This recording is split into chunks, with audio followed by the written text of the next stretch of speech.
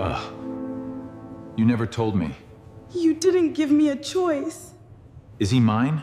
The shoppers in downtown Chicago barely noticed the sleek black SUV pulling up near the boutique district.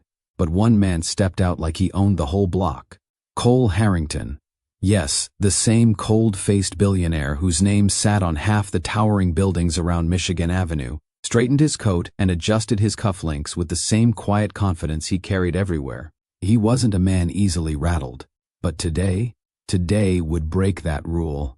He had come out for a quick business errand, nothing more. His schedule was tight. His meetings lined up back to back, just like every other day he lived. He moved with purpose, his thoughts already on an upcoming investor call, until he saw a woman inside the children's boutique across the street. He froze, completely. His breath left him before he could stop it, because the woman turning toward the display wasn't just anyone.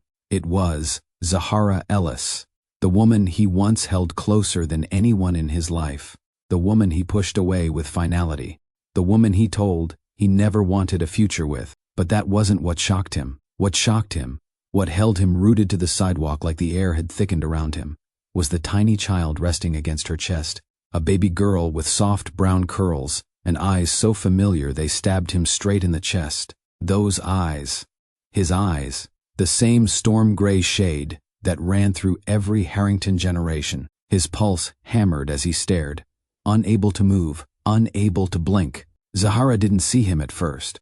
She was humming softly, adjusting the strap of the carrier while smoothing the baby's curls with such tenderness that something inside him caved. She looked different now, gentler, grounded, glowing in a way he hadn't seen before, not because of luxury or status, but because motherhood had added something warm around her edges. His throat tightened. He couldn't step forward. He couldn't step back. He could only watch, because the truth was hitting him in a way nothing ever had. The child she held wasn't just hers. She was his, and the world he controlled with steady hands suddenly felt like it was slipping. Bestie, your viewers need to feel that shock instantly. Cole's chest rose and fell with growing confusion as he took one step forward, almost without meaning to. His voice cracked out of him in a whisper he didn't mean to release. Zahara? She turned, their eyes locked. Time faltered. Zahara's breath hitched, not in fear, but in recognition, in surprise, maybe even in a kind of strength she didn't have the last time he saw her. Her hand instinctively held the baby closer. Cole's gaze flicked down toward the child again, unable to control the tremor in his voice. That face, those features, that unmistakable mark of his family. His world shifted. The baby blinked at him lazily, her expression curious. And in that moment, Cole, one of Chicago's most controlled and polished leaders, felt his entire life tilt. Zahara swallowed, her voice quiet but steady. Cole, this isn't the place. He forced air into his lungs, every part of him shaking in ways he hadn't felt since he was a teenager. Zahara, is she? He couldn't even finish it. Zahara's eyes softened for a fraction of a second before turning firm again, like a guard rising to protect her daughter. Yes, she said softly. She's yours. Everything inside Cole stopped. No meeting, no building, no empire, no boardroom had ever hit him with this kind of force. This wasn't paperwork. This wasn't business. This wasn't a minor inconvenience he could control with a signature. This was flesh. This was truth. This was blood. This was the mistake he never meant to make coming back to confront him in public. Bestie, here's where we pull viewers directly into the story, making them feel connected. Family, have you ever walked away from someone, only to learn the price much later? Have you ever thought you were doing the right thing, until life revealed how wrong you were? Or maybe you were the one left behind, forced to rebuild your heart without the person who broke it. The viewers need to feel Zahara's strength, and Cole's regret. Heartbreak isn't always loud. Sometimes it's quiet decisions, made when no one's looking. Sometimes it's loving someone enough to leave, because you think they're better off without you. But sometimes, it's the biggest mistake of your life. That's where Cole stood right now. A man who believed he had closed the door completely, now staring at the living proof that the story didn't end where he thought it did. Cole Harrington wasn't heartless, he wasn't careless. But he was raised in a world where control mattered more than emotion, where vulnerability was treated like a blemish, where relationships came second to reputation. So when things got too real with Zahara, when he felt himself falling deeper than he planned, he stepped back. No warning, no explanation, just a cold, final dismissal. He convinced himself it was necessary. But the real problem? He never stopped wanting her. He never stopped loving her. He just believed he had to walk away. Now, as he stared at the daughter he didn't know existed, the weight of his choice pressed down with a force he wasn't prepared to handle. Zahara looked away first. "Cole, please don't do this here." Her voice wasn't angry. It wasn't bitter.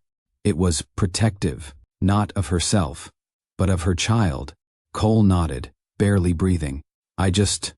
I need to know everything." Her eyes lowered. "That's not how this works.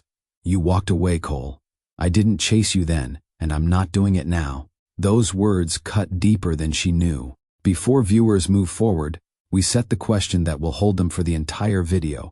Why did Cole really force Zahara out of his life?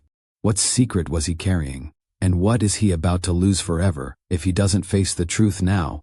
Because bestie, the reason he pushed her away wasn't what she believed. And when your viewers learn the truth, they'll understand everything.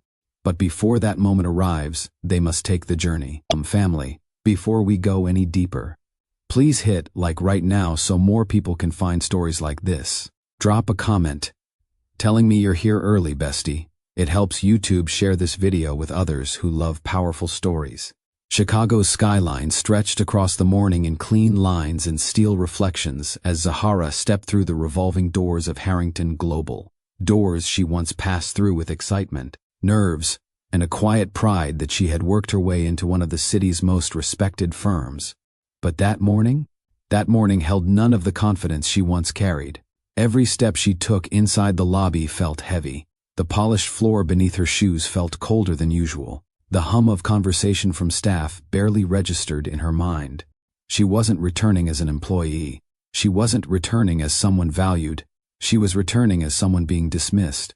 Formally and permanently. The elevator doors closed behind her, sealing her into a silence she wished she could escape. Her reflection stared back, tired eyes, a forced composure, a woman trying to keep her pride from slipping through her fingers. The elevator rose, higher, higher, toward the penthouse floor she once entered with anticipation. When the doors opened, the greeting hit her with the kind of impact you cannot brace for. Cole Harrington stood waiting for her. Tall, sharp, controlled. His presence as steady as it had ever been, though his eyes carried a guarded distance she hadn't seen before the breakup. "Zahara," he said quietly. She stiffened. "Your assistant said you needed to finalize something." He nodded once. "Come in. We won't take long." He was right about one thing. The meeting wouldn't take long, but the hurt it caused would linger much longer than he realized. Inside his office, everything looked the same. The sleek furniture, the floor-to-ceiling windows, the Chicago view that stretched endlessly, the calm color palette that contrasted with the chaos of his schedule. Everything except them. They no longer fit in this room the way they once had. Cole stayed standing, hands in his pockets, an unreadable expression on his face. Zahara waited, refusing to break the silence first. Finally, he reached for an envelope and held it out. Her stomach tightened, even before she touched it. "This is your final severance," he said, voice level. "Plus, the additional agreements." She opened the envelope, her fingers trembling before she could steady them. Inside were papers, clear, cold, complete, non-disclosures, final releases, legal language that spoke louder than anything he might say, but tucked behind them, a handwritten note. 3 words she had no strength left to fight. "We are done." Her breath caught, not loudly, but enough for him to notice. "You didn't have to write that," she said, her voice low. His jaw flexed. It was necessary. Necessary for what? She asked. "To make sure I never walk through those doors again?" His gaze dropped for a moment, a rare break in his composure. But he recovered quickly. "Necessary to close all ties," he replied. "We can't leave anything unsettled." Zahara signed each page without hesitation.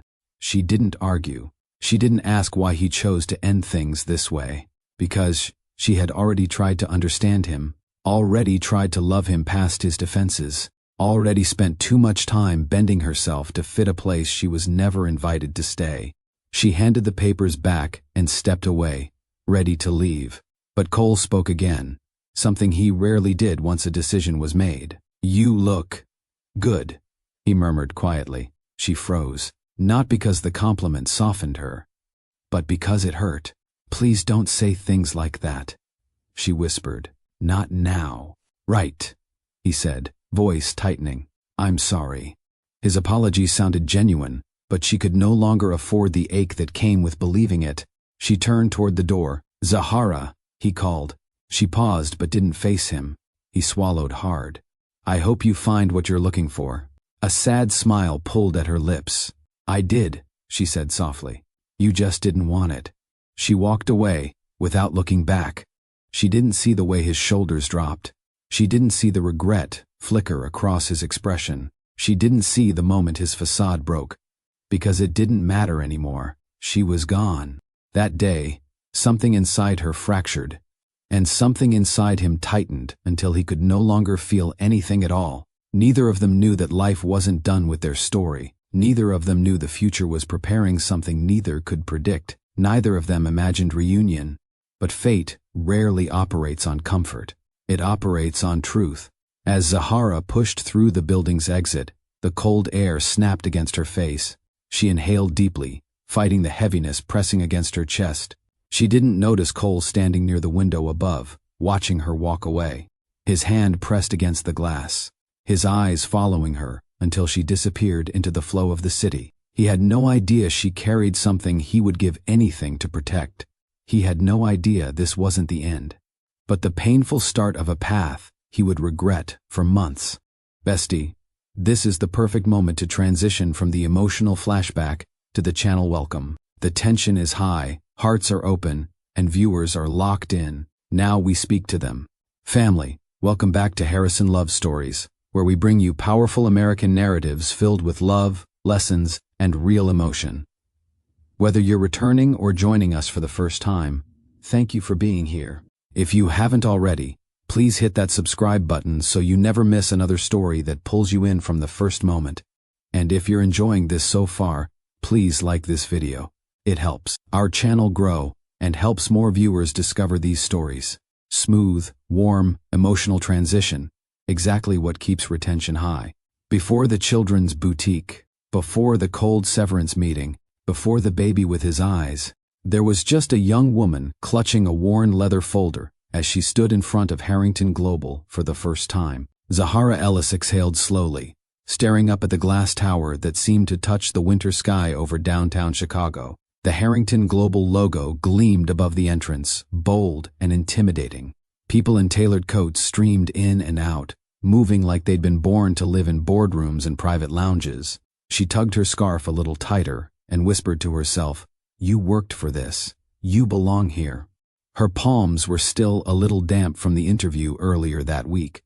She had grown up watching her mom stretch every paycheck, listening to her uncle talk about people in those high-rises making decisions that don't include us. Now here she was, walking inside one of those high-rises, about to start a new job as a junior brand strategist. Inside the lobby, she flashed her new badge at security. The guard smiled. "First day?" She nodded. "Is it that obvious?" "You're glowing and terrified," he chuckled. "You'll be fine. Welcome to Harrington Global." The elevator ride up to the floor where the marketing and strategy teams worked felt longer than it probably was. When the doors opened, Zahara stepped into a bright open space office buzzing with low conversation and keyboard clicks. Wall-mounted screens displayed global campaigns, stock tickers, and project timelines. A cheerful woman in her 30s walked up to her. "You must be Zahara. I'm Kim, senior strategist. Come on, I'll show you your desk." Zahara followed her through the rows. At her workstation, a sleek laptop waited, along with a small welcome card. "We're glad you're here. HG, strategy team." It was simple, but it made her chest warm. Kim leaned against the partition. "We move quickly here. Don't let that scare you. We hired you because you're good. I'll try not to get in the way, Zahara said. Half joking, half nervous. Kim laughed. Trust me, once you get used to it, you'll fly. As the morning went on, Zahara was introduced to teammates, briefed on accounts, and added to what felt like 100 email threads. She paid attention, asked only necessary questions, and listened carefully. It was tiring, but in the best way. Near noon, Kim turned to her with a slightly nervous smile. Okay, so, one more introduction. You'll see him around a lot. Try not to panic. Panic? Zahara repeated. Yeah, Kim said. Our CEO is doing a floor walk. He likes to say he checks the pulse. That's his thing. Before Zahara could respond, the air around the open floor shifted in a subtle way, like everyone straightened their posture at once. A small group moved past the glass doors, firm handshakes, respectful nods, quiet greetings that carried weight. At the center of that group was him, Cole Harrington, tall, sharp-featured, in a tailored charcoal suit that fit like it had been made just for him, which of course it had. His hair was neatly cut, his tie sat perfectly in place, and his expression carried the calm confidence of someone used to running everything in his line of sight. Zahara swallowed. She'd seen pictures of him on company pages, in articles about young leaders, in features about Chicago business elites. But up close, the images hadn't done him justice. His presence was focused, intense, but not loud. His gray eyes scanned the room like he could see systems and numbers and patterns most people missed. Kim leaned in and whispered, "Breathe, Zahara. Don't choke." Cole shook hands with a couple of managers, then his gaze passed casually over the newer faces, and stopped, right on her. Their eyes met for less than 3 seconds, but it felt longer. Zahara kept her shoulders relaxed, refusing to fidget. Kim cleared her throat. "Cole, this is Zahara Ellis, our new junior strategist. She'll be supporting the Harrington Wellness and Midtown Tech accounts." Cole stepped closer, extending his hand. "Welcome, Ms. Ellis." His voice was even, professional, but there was something else there too. Curiosity. Zahara shook his hand, her grip firm even though her heart was pounding. "Thank you, Mr. Harrington. I'm honored to be here," she said. "Big accounts for a first week," he replied. "I heard good things from your interview panel. Let's see what you do with the opportunity." He moved on without waiting for a response, continuing down the aisle, managers trailing behind him. Zahara let out a breath she didn't realize she'd been holding. Kim nudged her. "You survived. And you didn't stutter. That's a win." "He's intense," Zahara admitted. "He's fair," Kim replied. "Strict, but he notices people who put in the work, especially the quiet ones. Don't try too hard. Just be excellent." Zahara smiled faintly. "I can do that." What she didn't know then was that the man who just walked past her desk would soon stop being just a CEO at a distance and start seeing her in ways neither of them planned. Because later that week, during a strategy review, it was Zahara's ideas that made Cole narrow his gaze. Not with criticism, but with respect. And that's when their worlds really started to collide.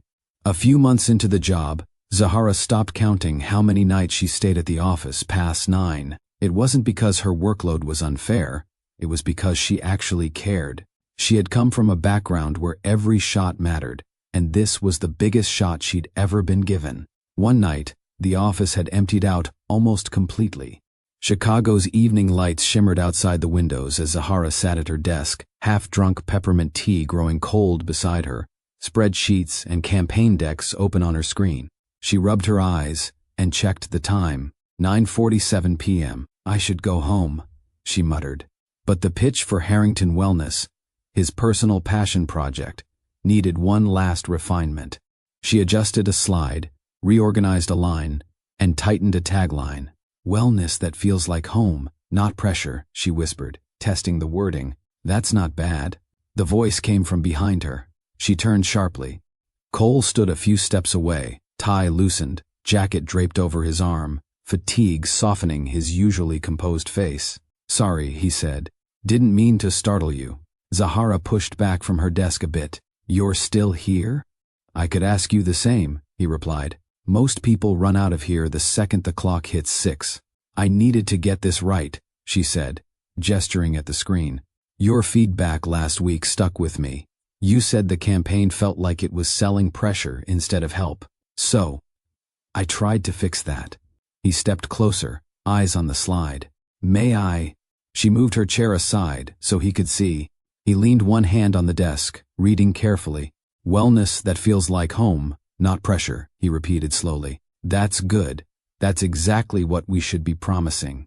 She watched him as he read, noticing the faint lines of exhaustion near his eyes, the way he focused so intently when he was thinking, the way his shoulders relaxed slightly when something clicked.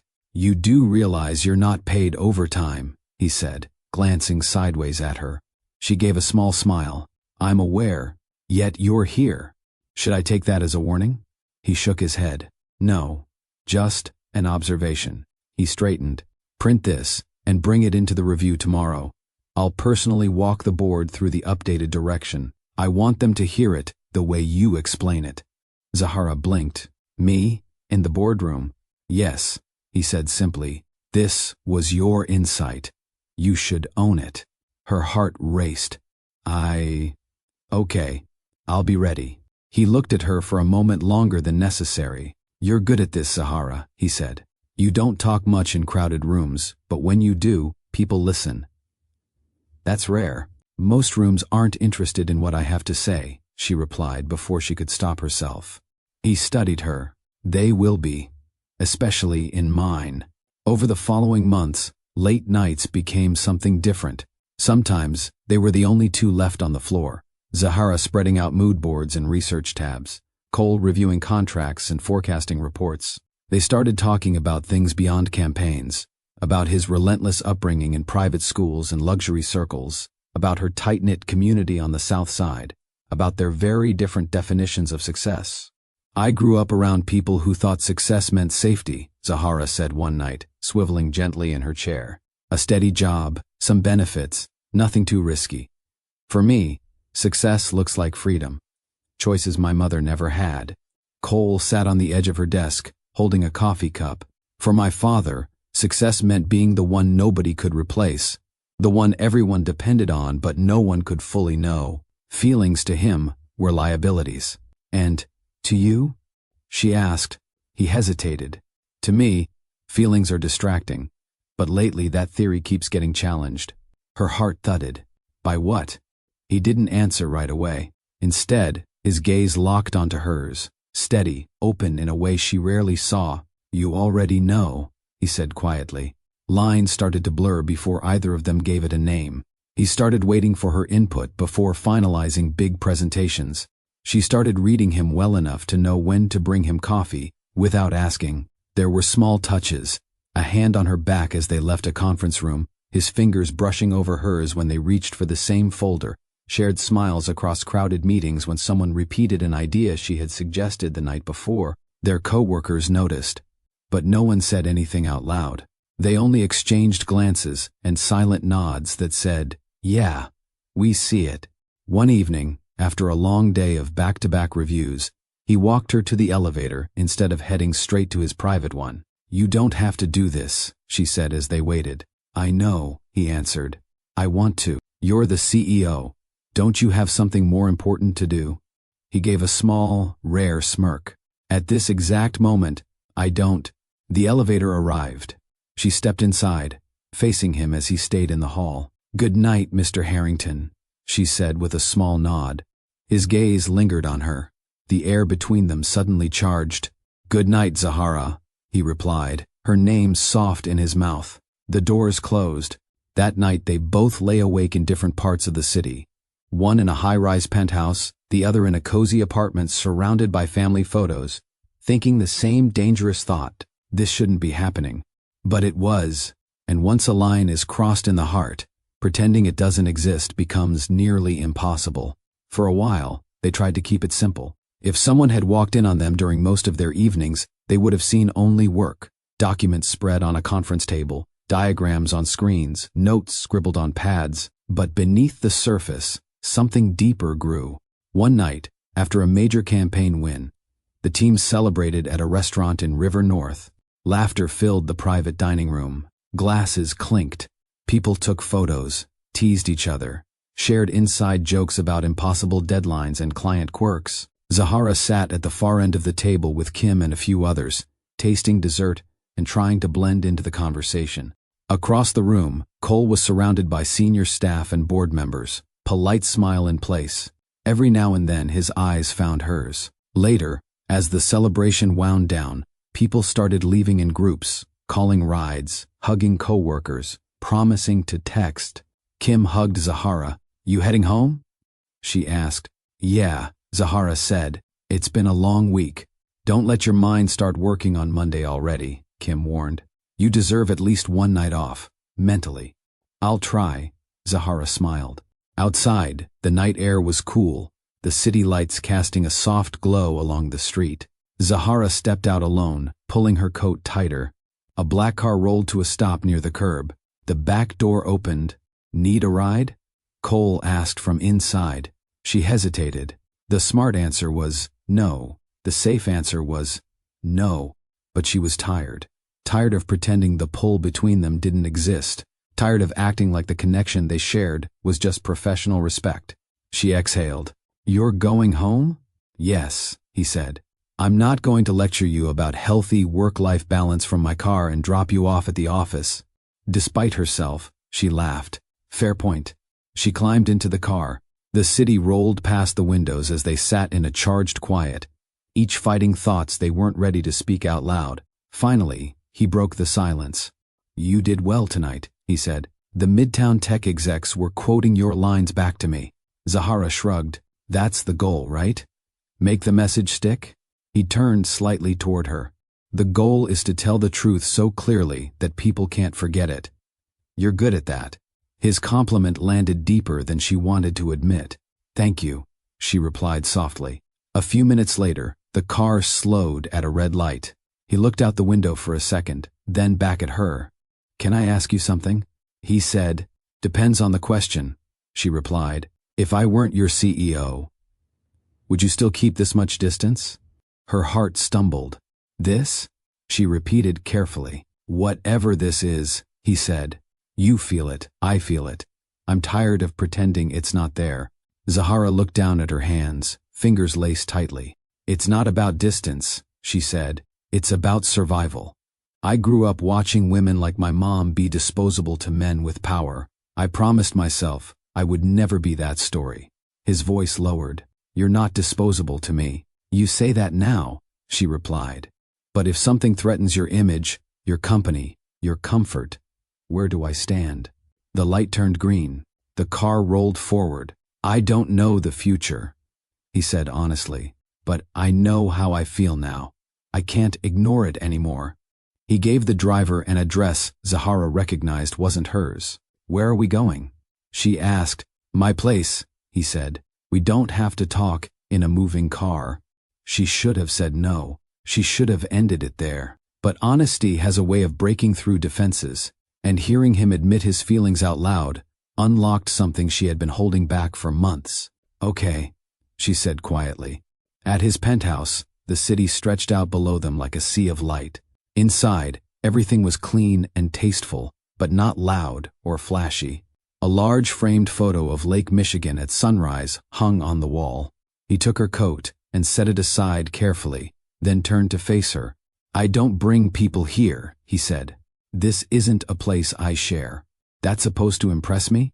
she asked, trying to keep her tone light. "I'm not trying to impress you," he said. "I'm trying to tell you, I'm serious." They moved to the living room, sitting on opposite ends of the couch at first, as if distance could protect them from what was coming. He poured them each a glass of water, not wine, as if he wanted his choices tonight to be clear, not clouded. "Zahara," he started, "I have spent my whole life building walls. It's how I stayed in control. It's how I kept my father's world from swallowing me whole. I don't know how to do halfway.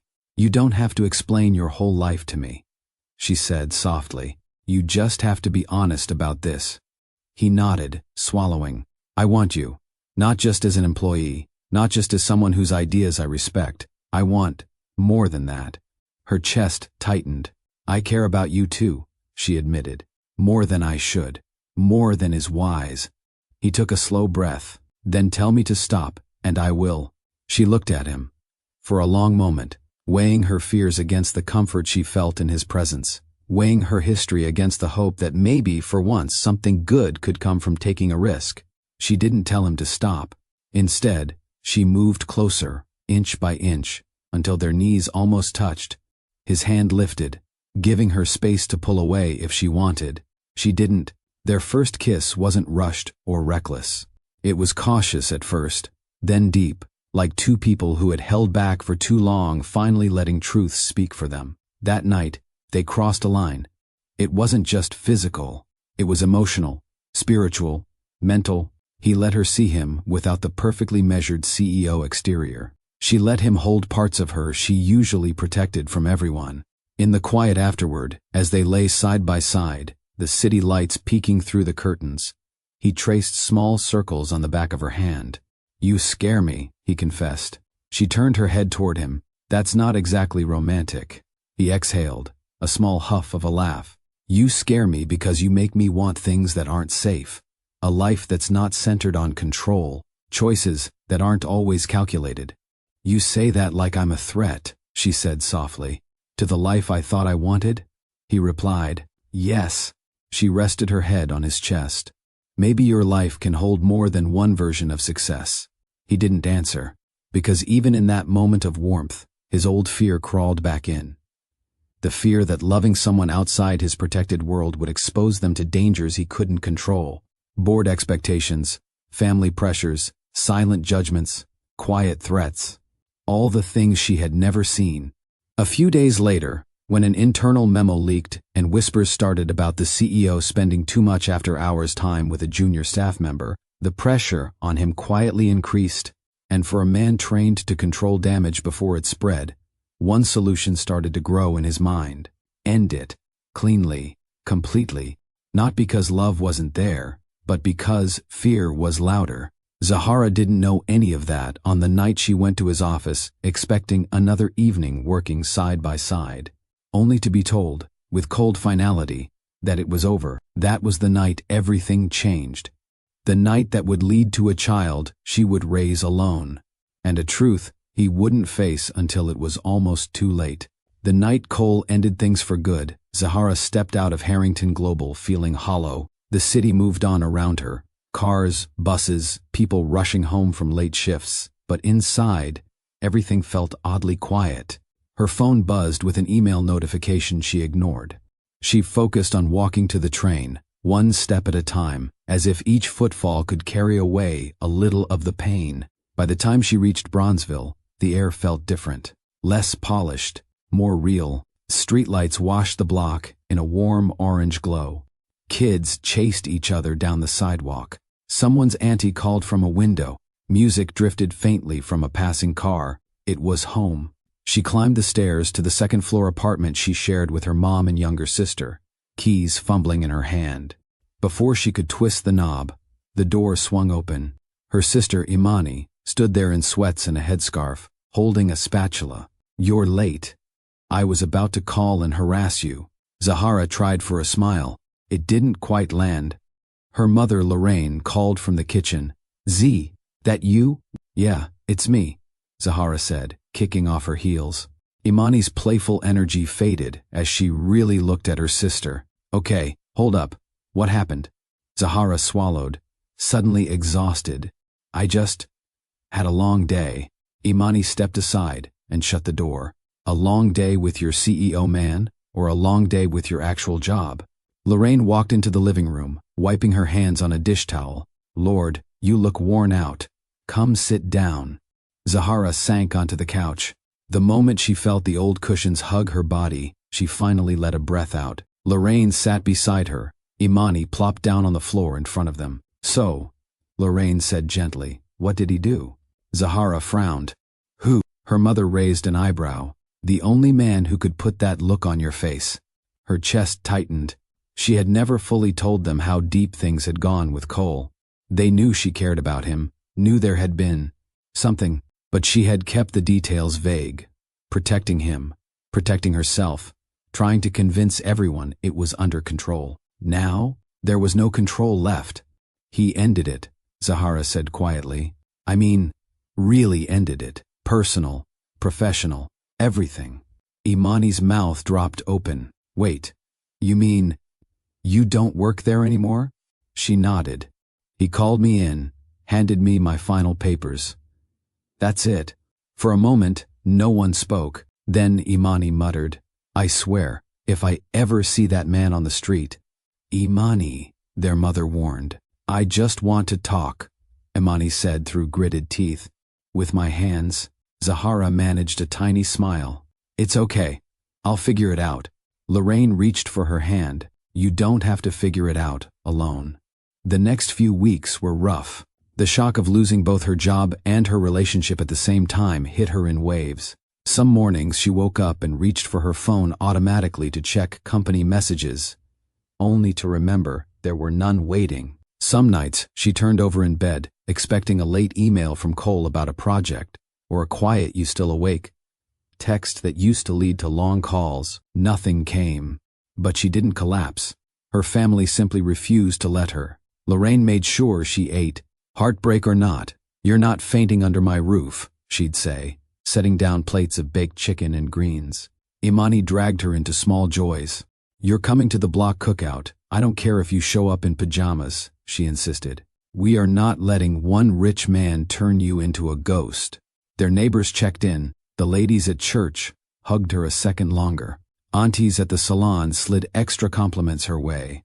The local coffee shop owner on 47th added a pastry on the house more than once when he saw the tired look in her eyes. He's not worth your health, sis, one of her childhood friends told her over brunch at a cozy spot in Hyde Park. You're allowed to fall apart for a minute. Just don't unpack and live there. She tried. Every day, she pushed herself a little more out of the heavy fog she felt. She updated her resume. She reached out to contacts she had made in the industry. She went on walks through the neighborhood, letting the chatter of people in the park remind her that life existed outside corporate glass. Slowly, opportunities started to appear. One afternoon, while scrolling through job postings, she stumbled on an opening at a women-centered wellness company based in Chicago, owned by a Black woman, focused on community health, workshops, mental well-being, and holistic care. They needed a brand strategist who understood both corporate structure and community values. She stared at the screen for a full minute. This is you, Imani said from over her shoulder. You're nosy, Zahara murmured. I live here. That makes everything my business, Imani shot back, then tapped the posting. Apply. Right now. Don't talk yourself out of it. Zahara hesitated only a second longer before opening the application form.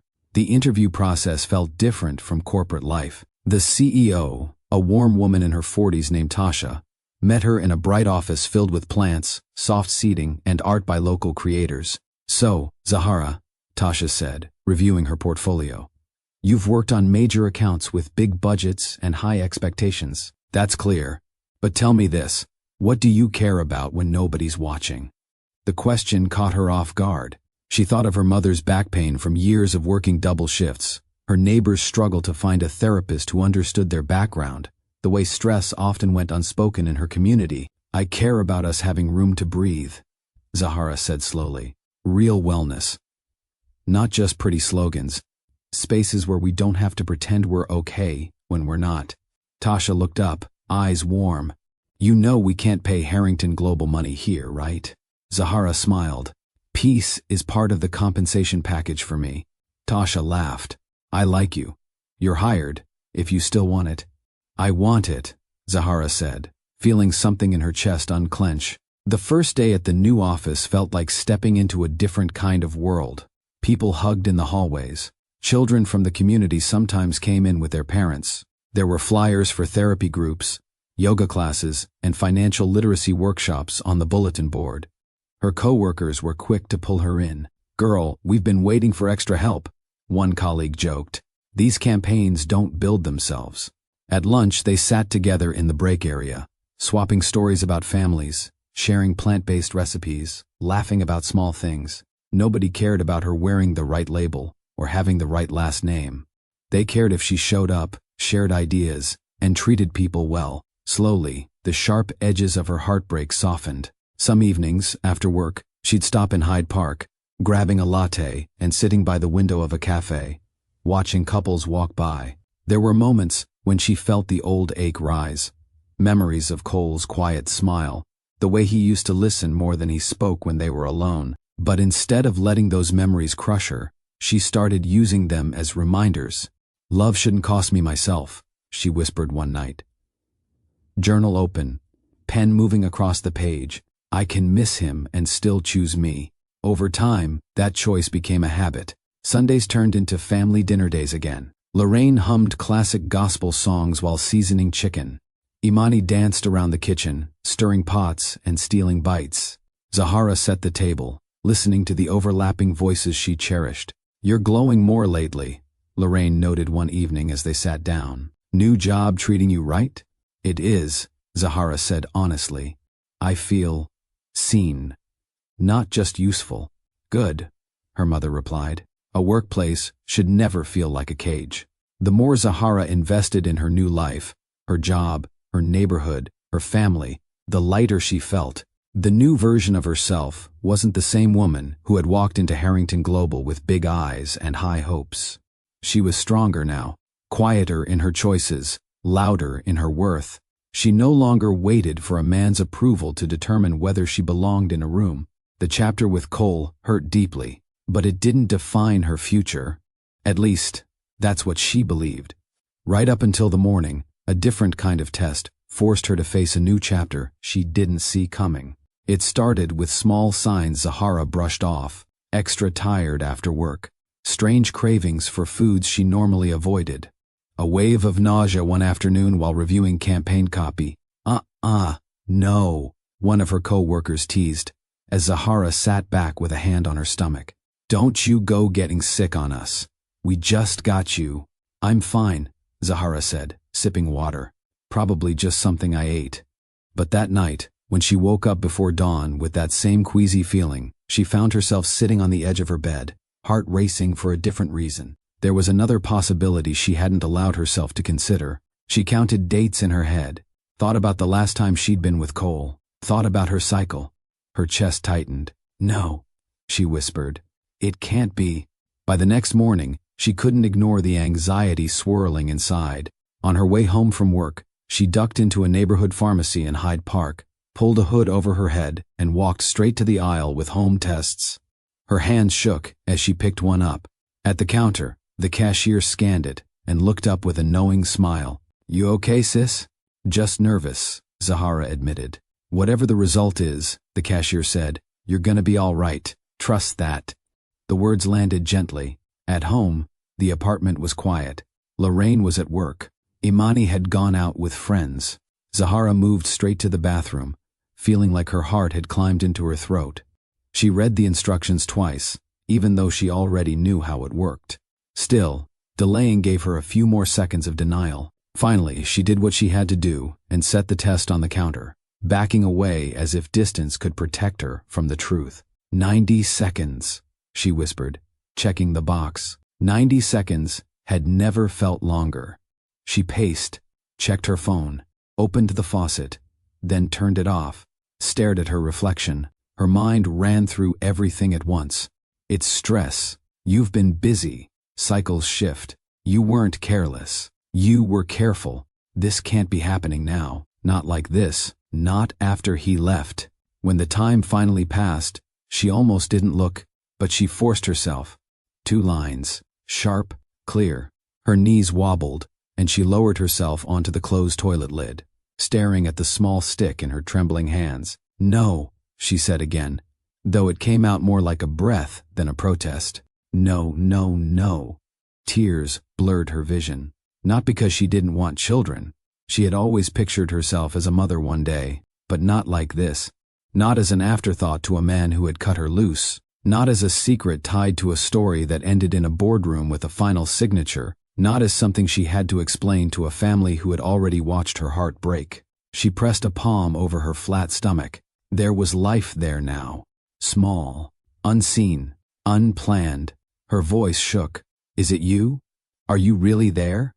The weight of it settled slowly. Cole. Memories flared up. His quiet laugh, The way he relaxed only when it was just them, the warmth of his hand on her back, that last night in his penthouse when they let down every wall they had built. That night had consequences. Her tears flowed freely now. "You picked a wild time to show up," she whispered to the tiny being growing inside her. "Your timing is intense." She sat there for a long time, letting the shock move through her in waves. Fear first, then anger, then exhaustion, then something softer she wasn't ready to name. Questions piled up. Do I tell him?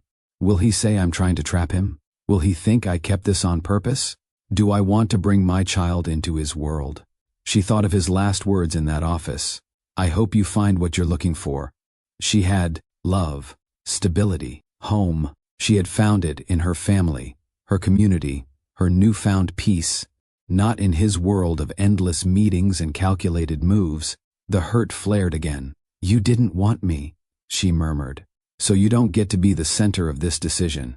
She knew she had choices. People would give their opinions, whether she asked or not. Some would say she should call him immediately.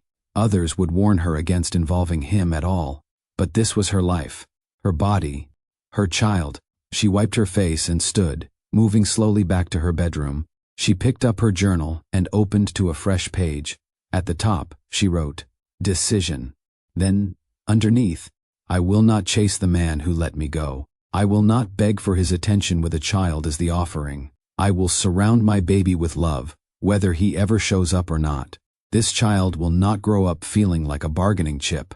More tears spilled as she wrote, but this time they carried something else with them. Resolve. Her phone buzzed. It was a text from Imani. "You home? I'm bringing food. Mom's on a late shift, so we're eating on the couch."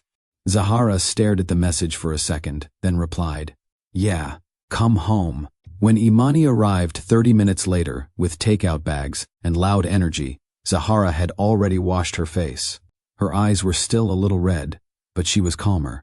"Okay, I brought wings, fries, and that salad you pretend to like," Imani announced, dropping the bags on the coffee table. "You good?" Zahara looked at her sister, at the living room they had grown up in, at the chipped coffee table, the old family photos on the wall. "I'm processing," she said honestly. "Processing what?" Imani asked, flopping onto the couch. Zahara sat down beside her, taking a breath. "I'm pregnant." The words hung in the air. Imani's mouth opened, then closed, then opened again. "You're...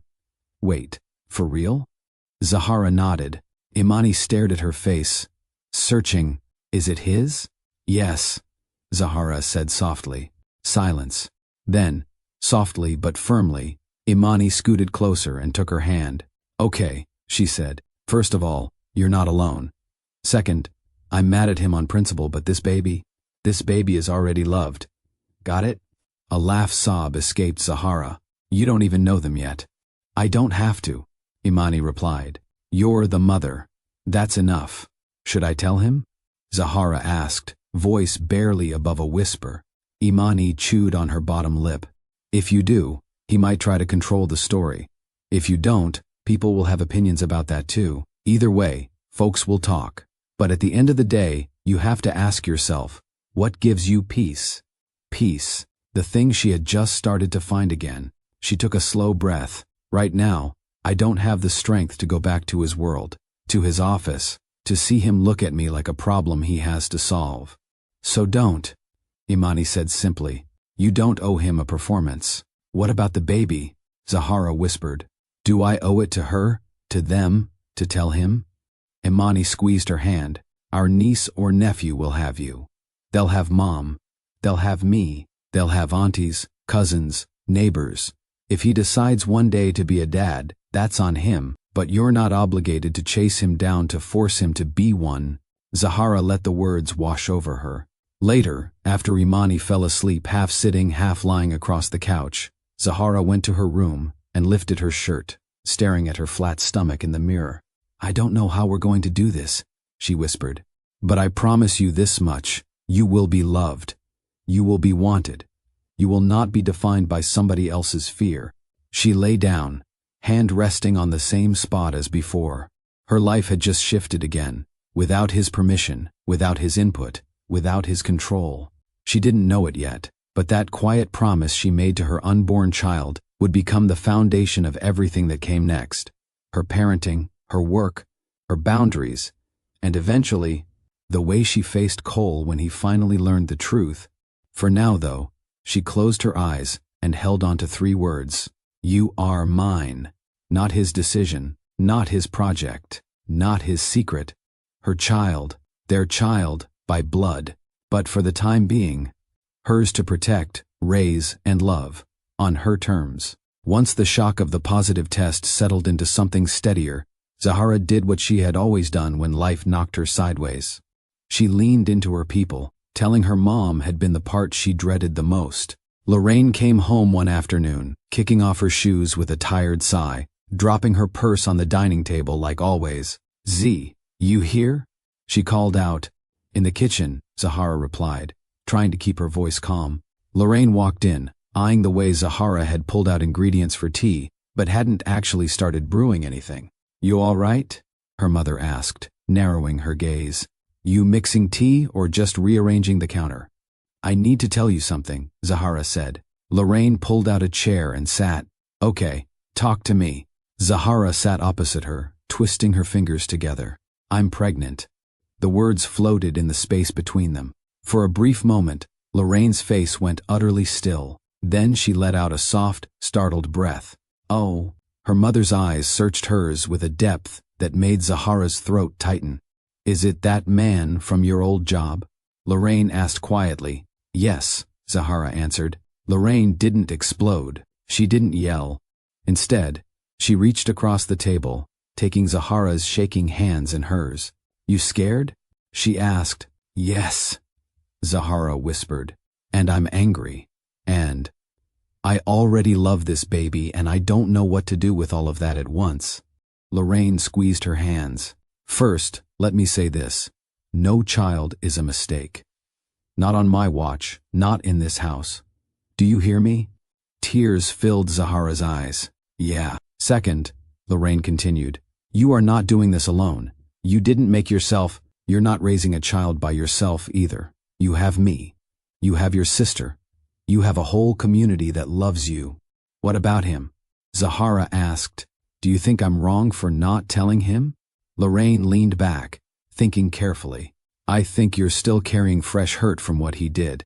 That makes everything louder, but whatever you decide, I want you to decide it from a place of strength, not fear.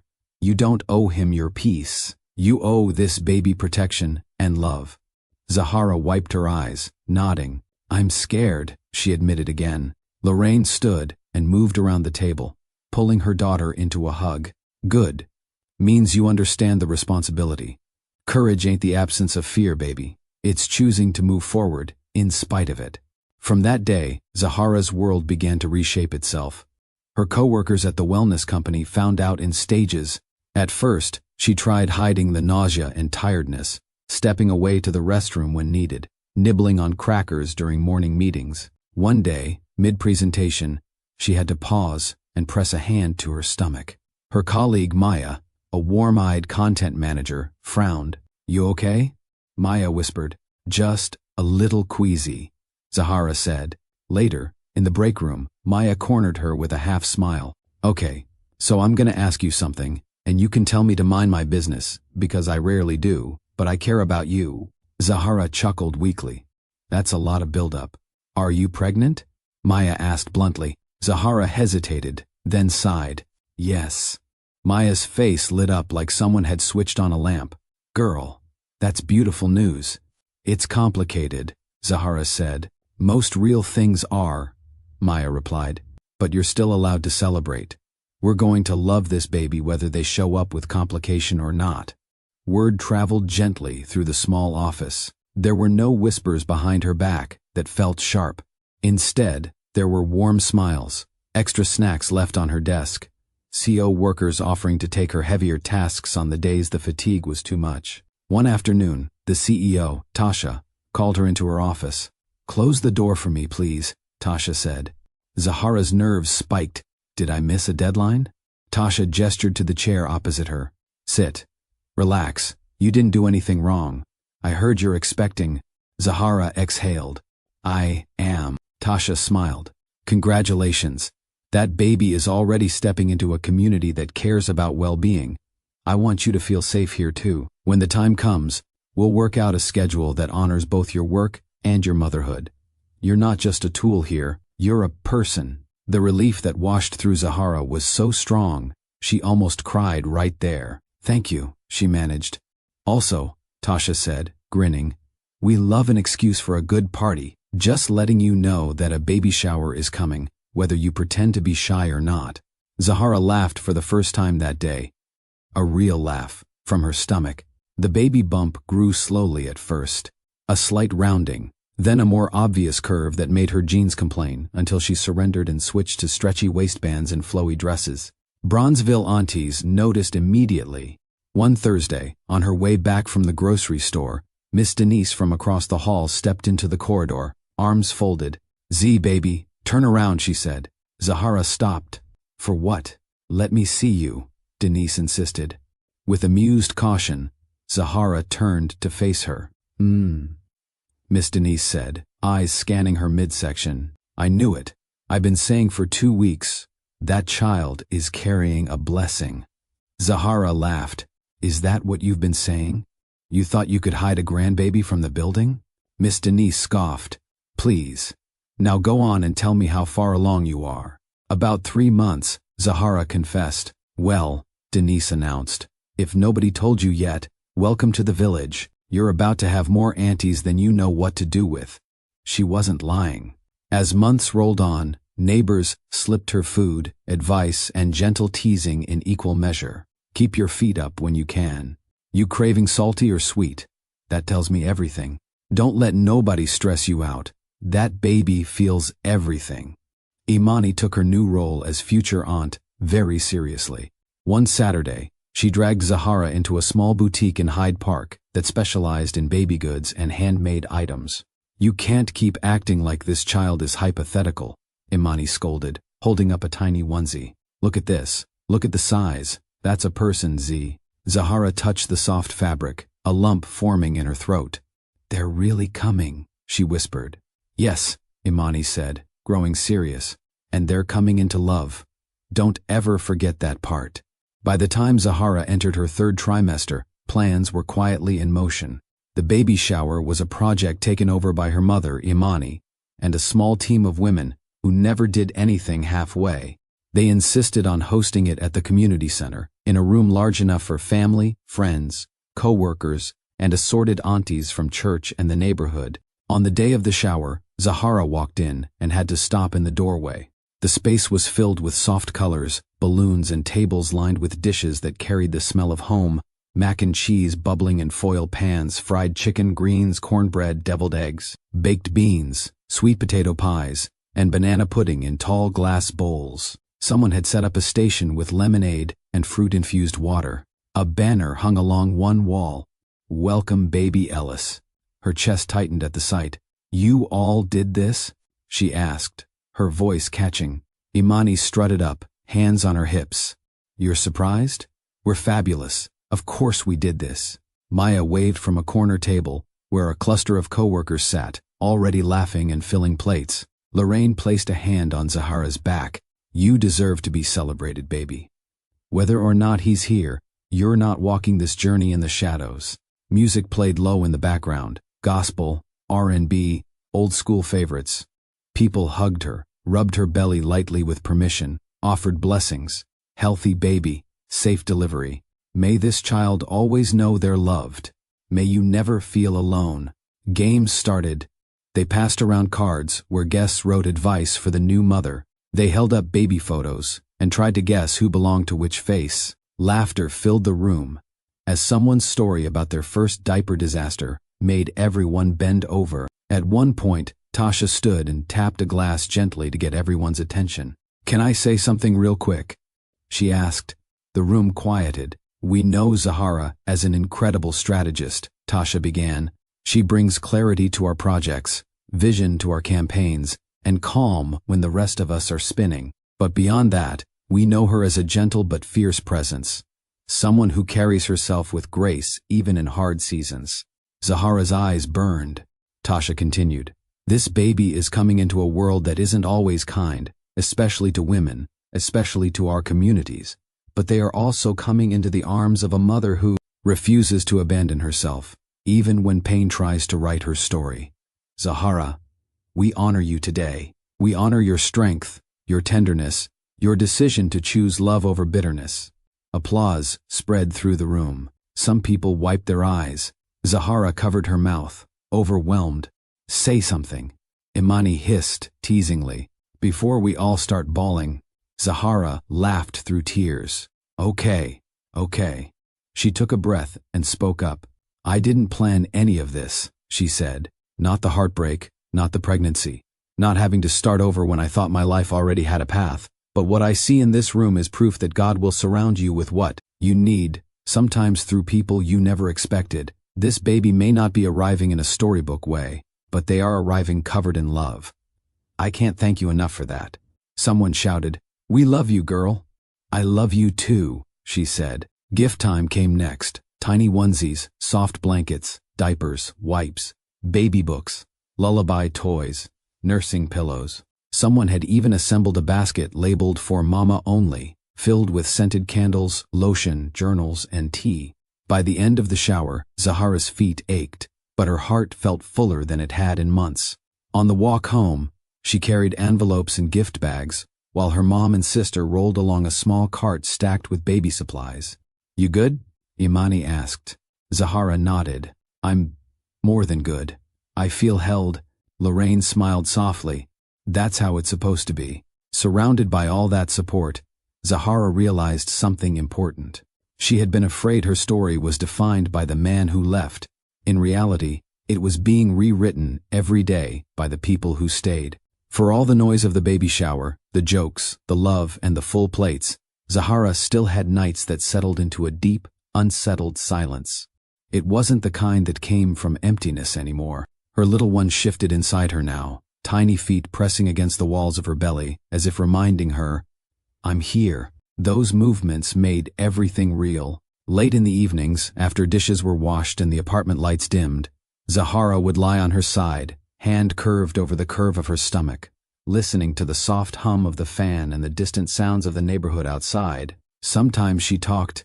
Hey, little one, she whispered. You had a big day today. Too many aunties, right? You're probably tired of everybody touching your space. The baby kicked gently. As if responding, she smiled in the dark. Sorry, they mean well. They're just excited. You've got a whole cheering squad waiting to meet you.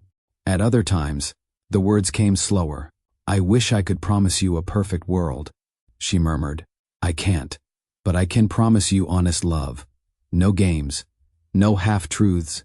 Her mind still wandered to Cole in quieter moments. She saw his name sometimes, in headlines on her phone or in business articles shared online. Harrington Global announces new expansion.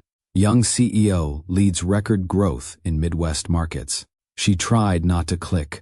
On certain nights, fatigue lowered her resistance, and she opened one article anyway, staring at a photo of him at a podium, jaw set, suit crisp, microphone positioned perfectly. He looked exactly the way the world expected him to look, composed, successful, untouchable. Her chest ached. You have a father, she said softly to her belly. But he doesn't know you exist yet. A little push nudged her hand. I'm not keeping you a secret because you're something to be ashamed of, she continued quietly. I need you to know that from the start. I'm keeping this space calm for us. I'm protecting us from a world that might treat you like a complication instead of a blessing. She thought about what would happen if she told him. Would he send lawyers? Would he question her motives? Would he think she timed it on purpose? The idea made her stomach knot, different from regular pregnancy discomfort. I can't chase someone who told me so clearly that he was done, she whispered. I barely survived that once. I can't go through it again just to prove a point. On another night, she sat at her small desk with a notebook, writing as she talked.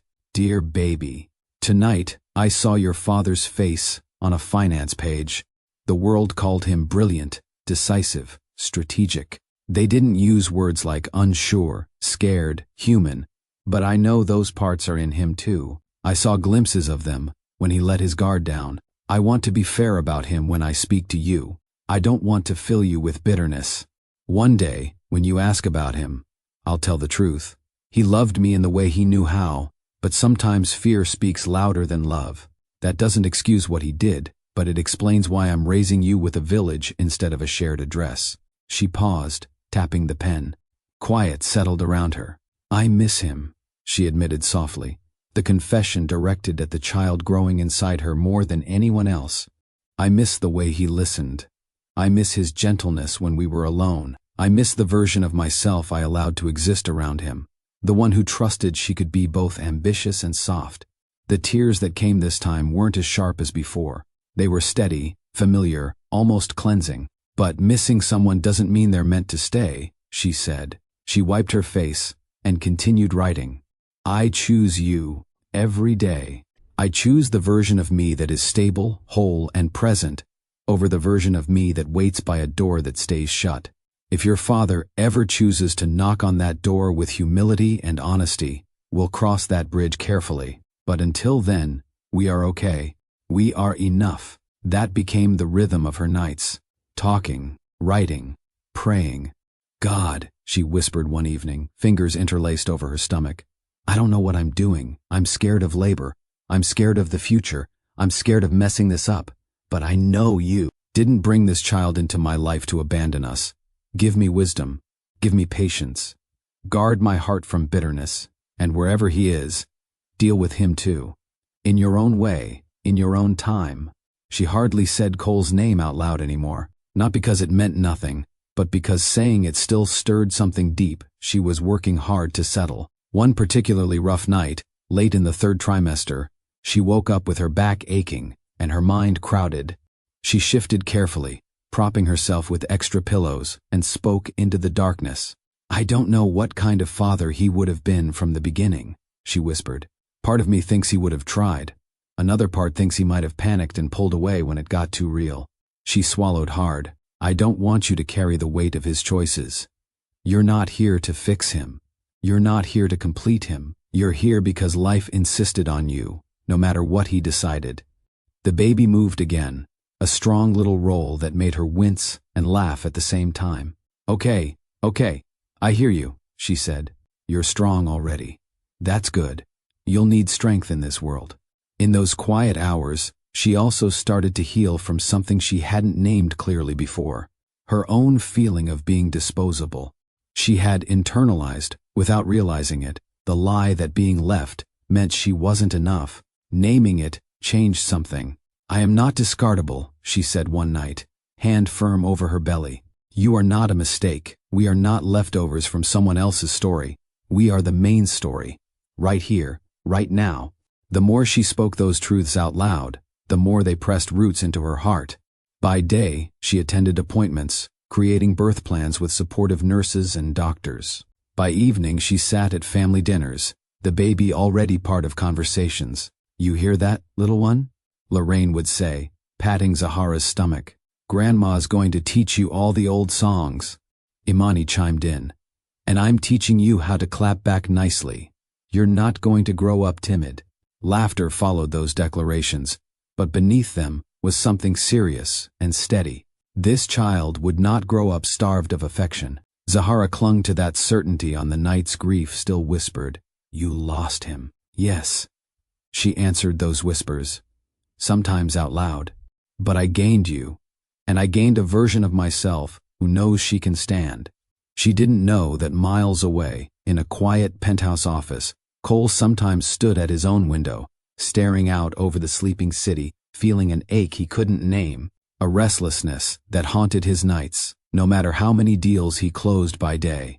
He had no idea that the emptiness he felt was shaped like the family he didn't know he had. For now, the story stayed split. Her, in Bronzeville, holding her belly in the dark, speaking love into a life he had yet to meet. Him, in Glass and Steel, held up by titles and numbers that could never fill the quiet parts of his soul. Those quiet nights sealed something in Zahara. She might still miss the man, but she refused to chase him. Her future, hers and her baby's, would be built on steady ground, not on the shaky promises of someone who didn't stay.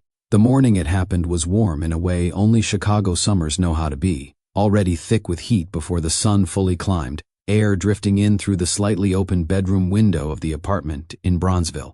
Zahara woke up before dawn to a tightness in her lower back. At first, she thought it was just another late pregnancy ache. She shifted, adjusted her pillows, tried to find a comfortable position. The baby had been especially active the night before, rolling and kicking like she was running drills. Zahara reached down to rub her belly. "All right, little one. Be gentle with me today." A second wave came, not sharp, but steady, and very different from the usual discomfort. She sucked in a breath, gripping the sheets. "Oh," she whispered. "Okay, maybe. That's new." She glanced at the digital clock on her nightstand. 4:32 a.m. She waited. 7 minutes later, it happened again. Stronger this time, wrapping around her from back to front. A mix of fear and excitement rushed through her. She swung her legs over the side of the bed and stood carefully. Her body felt heavier than ever. Her center of gravity completely changed, but she moved with a sense of purpose. She opened her bedroom door. "Ma?" she called softly. She heard rustling from the next room, then Lorraine's groggy voice. "Z, you okay?" I think it's time." That woke her up. Seconds later, Lorraine appeared in the hallway, tying her robe. "Okay, breathe." "How far apart are they?" "About 7 minutes? Maybe." "I just started timing," Zahara said. "Well, we're not waiting until they're 2 minutes apart in this house," her mother replied, already moving toward the kitchen. "I'll make you a little toast. Call your doctor and wake Imani. You get your bag." The hospital bag had been packed for weeks, sitting near her closet with folded onesies, a going-home outfit, toiletries, and a notebook where Zahara had written a few affirmations for herself. As another contraction hit, she leaned against the dresser and whispered, "We're really doing this, baby. You and me." By the time they pulled up outside the hospital in Hyde Park, the sky was turning peach and gold. The streets were still fairly quiet. Lorraine helped Zahara out of the car, one arm around her for support. Inside, nurses greeted them with practiced calm. "How far along are your contractions?" one nurse asked as they were led to triage. "About 5 minutes now," Zahara said, gripping the side of the bed as another one rolled through. "All right, Mama. That's good progress," the nurse said warmly. "Let's get you checked in and settled." The next few hours blurred into a rhythm of breathing, coaching, and the soft buzz of hospital life. Nurses came in and out, checking monitors, adjusting her position, murmuring encouragement. Imani arrived in a rush, hair tied up, hoodie half-zipped. "I'm here, I'm here, I'm here. Did I miss it?" "No," Lorraine said, smoothing Zahara's hair back from her forehead. "She's working through it." Imani moved to the other side of the bed and took Zahara's hand. "Hey, big sis, you're doing this." Zahara laughed weakly. "Doing what exactly?" "Because right now it feels like my entire body is arguing with me." "That's the baby knocking on the door like, 'Let me out,'" Imani joked, making the nurse chuckle. In the middle of the pain, Zahara appreciated how they both kept the mood light without brushing off what she was going through. As labor intensified, the contractions grew closer and stronger. Zahara found herself breathing hard, sweat gathering at her temples. Every time she thought she'd reached her limit, another wave came. She clutched her mother's hand. "I don't know if I can keep doing this."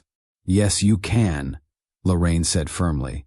"You've survived worse emotional pain than this. This pain is doing something.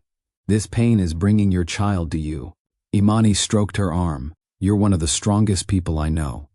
And when this is over, we get to tell this baby how hard you fought to bring her here." The doctor came in more frequently now.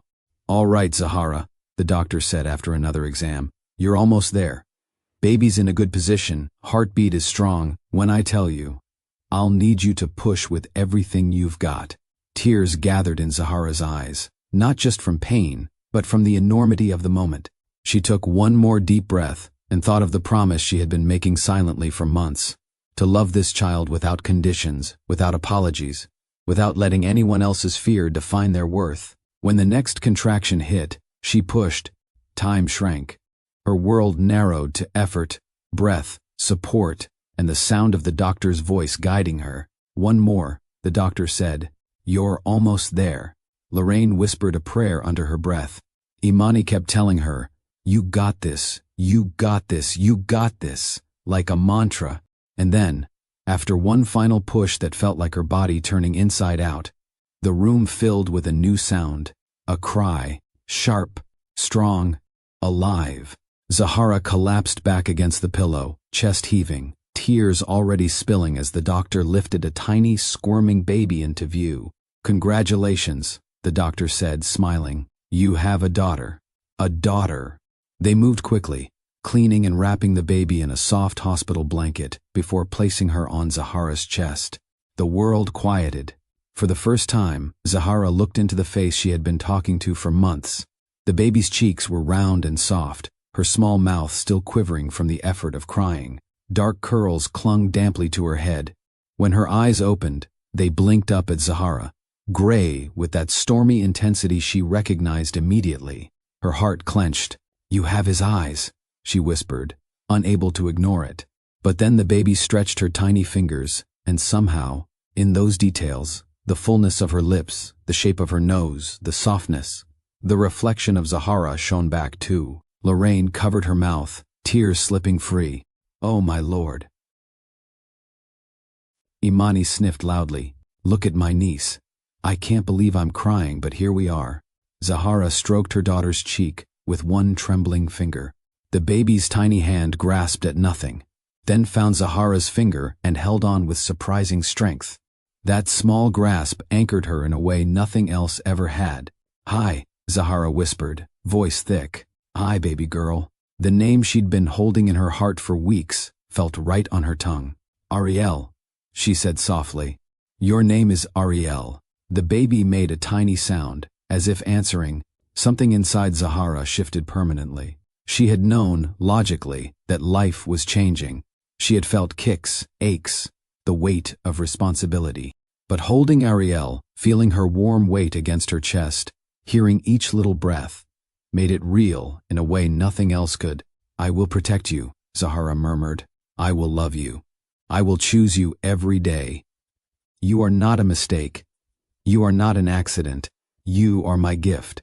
Tears kept coming, but they weren't the tears she'd cried after the breakup. Those had been filled with loss and confusion. These tears carried gratitude, awe, and a fierce tenderness. Lorraine leaned over, pressing a kiss to Zahara's forehead. You did it. You both did. Imani grinned through her own tears. You're somebody's mother now, Z. That's wild. Zahara laughed shakily. I know. I feel like my heart just expanded. She didn't think of Cole in that moment as someone who had power over her. She thought of him only as part of Ariel's genetic story. And even then, distant, secondary to the bond forming right there in that hospital bed. Whatever he had chosen, whatever he had walked away from, this was their reality now. A mother, a daughter, a promise. As Ariel's eyes fluttered closed, and her breathing steadied against Zahara's chest, one thought settled firmly in her mind. This is the beginning, she whispered. For both of us. The first weeks at home erased any illusion that motherhood would be easy. The hospital had sent them home with pamphlets and a few calm instructions, but nothing could fully prepare Zahara for the constant cycle of feeding, burping, changing, rocking, and soothing that filled her days and nights. Ariel's cries split the quiet at all hours. Not angry cries, just earnest ones. Her only language. On some nights, Zahara would check the time and feel like she hadn't truly slept in days. 2:14 a.m., 3:46 a.m., 5:02 a.m. She shuffled around the apartment in oversized t-shirts, hair tied up, eyes burning from lack of sleep, learning how to do almost everything one-handed with a baby on her shoulder. Welcome to the club, Maya said over video chat one afternoon, holding her own toddler in her lap. Sleep is a myth for a while, but trust me, you'll adjust. Zahara smiled weakly. I never knew I could be this tired and this in love at the same time. Some moments were just hard. There were nights when Ariel cried and nothing seemed to help. Not milk, not rocking, not lullabies. Zahara paced the living room floor, bouncing gently, whispering, It's okay, I'm here, over and over, even as her arms shook from fatigue. One night, around 4 a.m., She sank into the recliner, Ariel finally drifting off against her chest. Her muscles ached. Her back throbbed. Her eyes burned. She stared at the ceiling and whispered, "This is a lot." No cameras, no applause, no one to report to, just her baby, and the honest truth. The next morning, she woke to the smell of breakfast and the sound of voices in the kitchen. She blinked her way into the hallway. Ariel still cuddled against her. Imani stood at the stove making eggs, while Lorraine sliced fruit at the counter. "What are you two doing?" Zahara asked, voice thick with sleep. "Rescuing you," Imani said. "You look like a zombie, and I mean that with love." Lorraine shook her head gently. "You didn't hear me get up last night, did you? I took her for an hour, after I saw you nodding off in that chair. You need to let people help you, baby." Zahara swallowed, throat tight, as gratitude rose. "I'm trying not to feel like a burden," she admitted. "You are not a burden," Lorraine said firmly. "You are a new mother. That is work. That is holy work. And none of it was meant to be done alone." They took turns holding Ariel so Zahara could shower. A long, hot shower had never felt so luxurious. She closed her eyes under the stream and let the water wash away some of the exhaustion sitting heavy in her bones. At work, when she eventually returned on a part-time adjusted schedule, her co-workers respected her boundaries. On days she brought Ariel by the office, the baby was passed gently from arm to arm, everyone's face softening as they cooed. "Well," Tasha said one afternoon, gently cradling Ariel, "if this isn't the best campaign we've ever helped launch." Zahara laughed. "You all are extra. We're invested," Maya said. "This is our niece." There were joyful little moments that kept her going even on the toughest days. The first time Ariel smiled, really smiled, not just a reflex, Zahara felt something in her chest burst open. It happened during a quiet afternoon in the living room. Zahara lay on the rug, holding Ariel above her, making silly faces and sounds. "You're getting so big," she cooed. "And so cute. And you know you run this house already, right?" Ariel's eyes focused in that intense way babies sometimes have, as if taking in every detail. Then, suddenly, her mouth curved upward, in a tiny, unmistakable grin. Zahara gasped. "Did you just... Wait, do it again. I dare you." Imani walked in just then. "What's going on?" She smiled. Zahara said, stunned. She actually smiled. "Well, of course," Imani said, dropping onto the couch. "Have you seen her mother? She's got good reasons to smile." They both laughed, but beneath the humor, Zahara felt something shift again. This time, it wasn't just about loving her child. It was about seeing herself in a new light. She watched herself grow more decisive. She learned how to advocate at doctor's appointments. She learned how to say no to things that drained her. She learned how to prioritize rest when her body demanded it, even if it meant letting dishes wait. One night, after finally getting Ariel down, she sat at the small desk in her room with her journal. She wrote, "Today was long. I dropped a bottle. I cried when you wouldn't stop crying. My back hurt. I lost my patience, and then felt guilty for losing my patience. But you smiled at me. You clung to my shirt like I was the safest place in the world. And I realized, I am doing this, not perfectly, but faithfully." Her pen hovered. Then she added, "There was a time I thought I needed him beside me for this. Tonight, sitting here with you sleeping in the next room. I know that isn't true." She thought of Cole sometimes, of what it might have been like if he had been present from the beginning. Him holding Ariel in the hospital. Him pacing the floor for late-night feedings. Him learning how to rock her just right. But those thoughts no longer came with a sharp edge, more like a distant reflection. One afternoon, while folding tiny clothes fresh from the laundry, she caught herself thinking, he missed this, not with satisfaction, not with spite, just a clear, simple statement of fact. He had missed the first smile, the sleepless nights where love deepened in the mundane, the little sounds Ariel made when she was about to drift off, the way she curled her fingers around Zahara's thumb, as if afraid to let go. Zahara didn't miss the pressure of his world anymore. She didn't miss waiting for messages that might never come. She didn't miss trying to fit into a space that required her to shrink. Her days were full now, of diapers and laughter, tears and lullabies, naps, giggles, spit-up, and small milestones. Her heart was tired sometimes, but not empty. One evening she sat by the apartment window, Ariel asleep in her arms, the city humming softly outside. The sky was smeared with shades of purple and gold. Imani was out. Lorraine was working a late shift. For the first time all day, the apartment was quiet.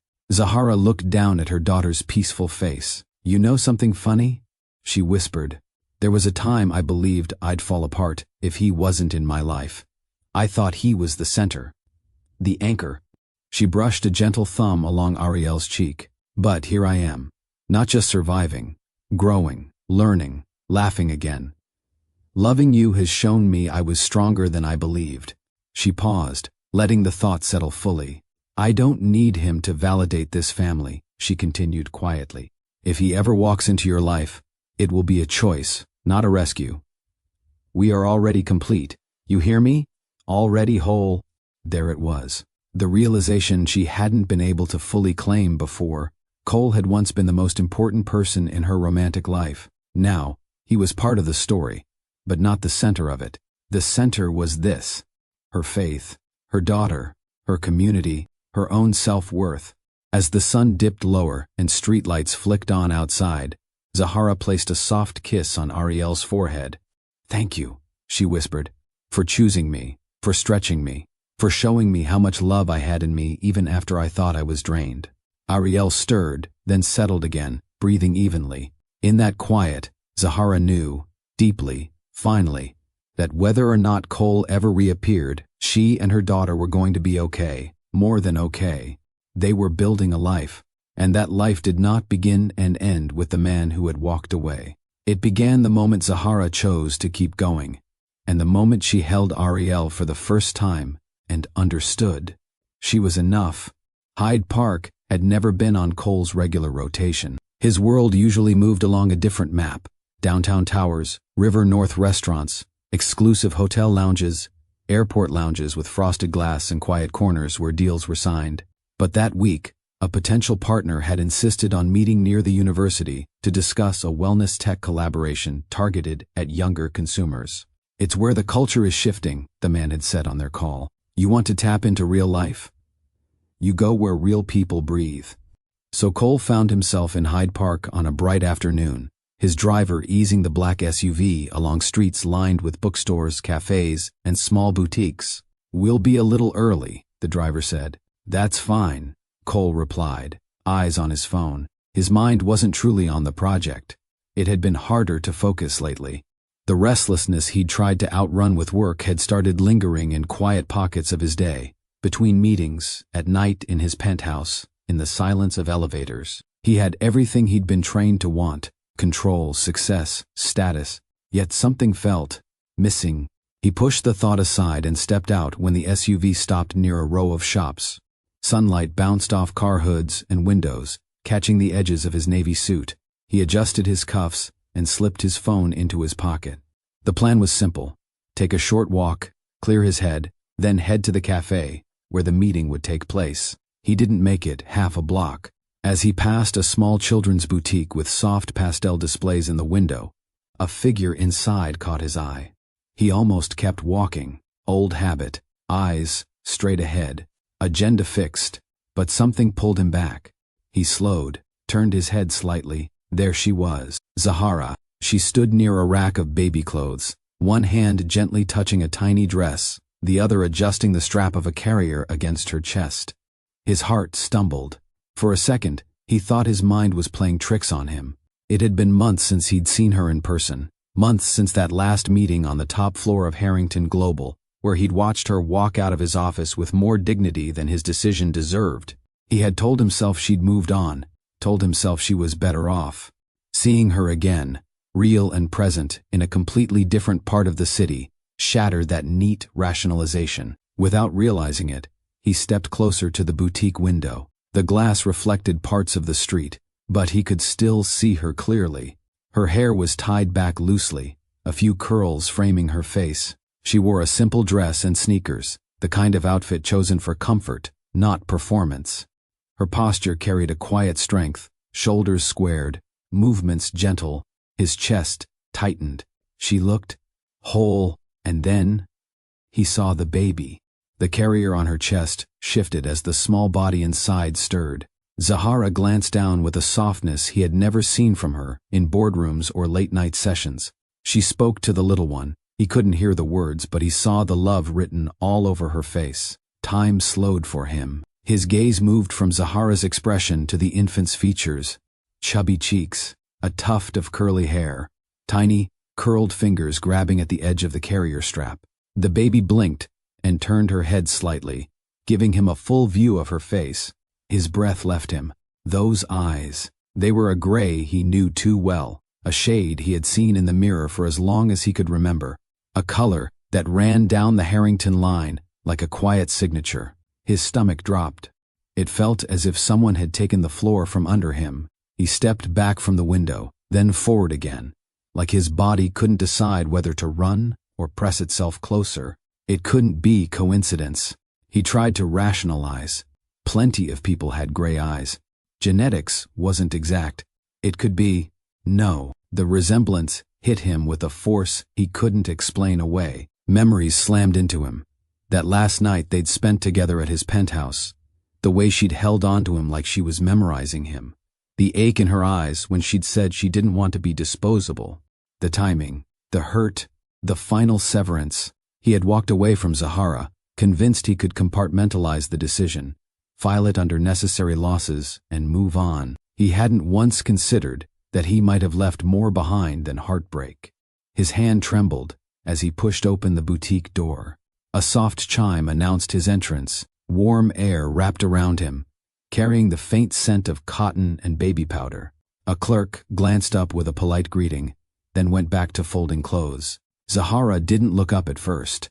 She was busy examining a tiny hat, her lips curved in a small smile as she held it near the baby's head. "What do you think?" she murmured to the child. "Too extra?" "Yeah, you're right. We'll come back to that." Her voice, that easy tone she'd always used when she was comfortable. He took a few steps closer, every one of them heavy. Zahara, her whole body stiffened. Slowly she turned. Their eyes met. The room shrank until there was nothing else. No shelves, no clerk, no street outside. Just the two of them, and the baby between them. He saw a flicker of surprise flash across her face. Then it shifted into something steadier, guarded, but not cruel, composed.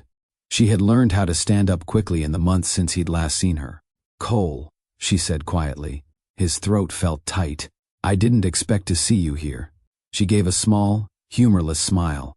"Hyde Park is allowed to exist beyond your schedule, you know." He deserved that.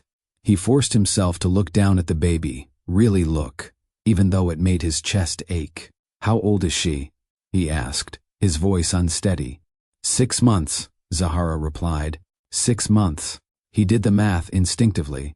It lined up perfectly with the months after their last night together. Before he cut her off completely, his heart pounded, loud in his ears. He swallowed. "What's her name?" Zahara hesitated for a heartbeat. "Ariel." The name hit him with unexpected tenderness. He looked from the baby to Zahara again. "Z," he said, using the nickname that used to come so easily. "Is she?" His words stuck. He tried again, quieter this time, almost a whisper. "Is she mine?" There it was, the question that had been pressing against his ribs from the moment he saw those eyes, the question that would change everything. Zahara's gaze didn't waver. She looked at him calmly, though he saw emotion flicker at the edges. "Old hurt. New steel." "Yes," she said, voice steady. "She's yours." The world tilted. He didn't sway physically, but inside, everything he had built for himself, his sense of control, his careful narrative about his life, shifted off its axis. His daughter, a child he hadn't known existed, a life he hadn't shown up for, not because he'd chosen to abandon her, but because he had never been given the chance to make that choice.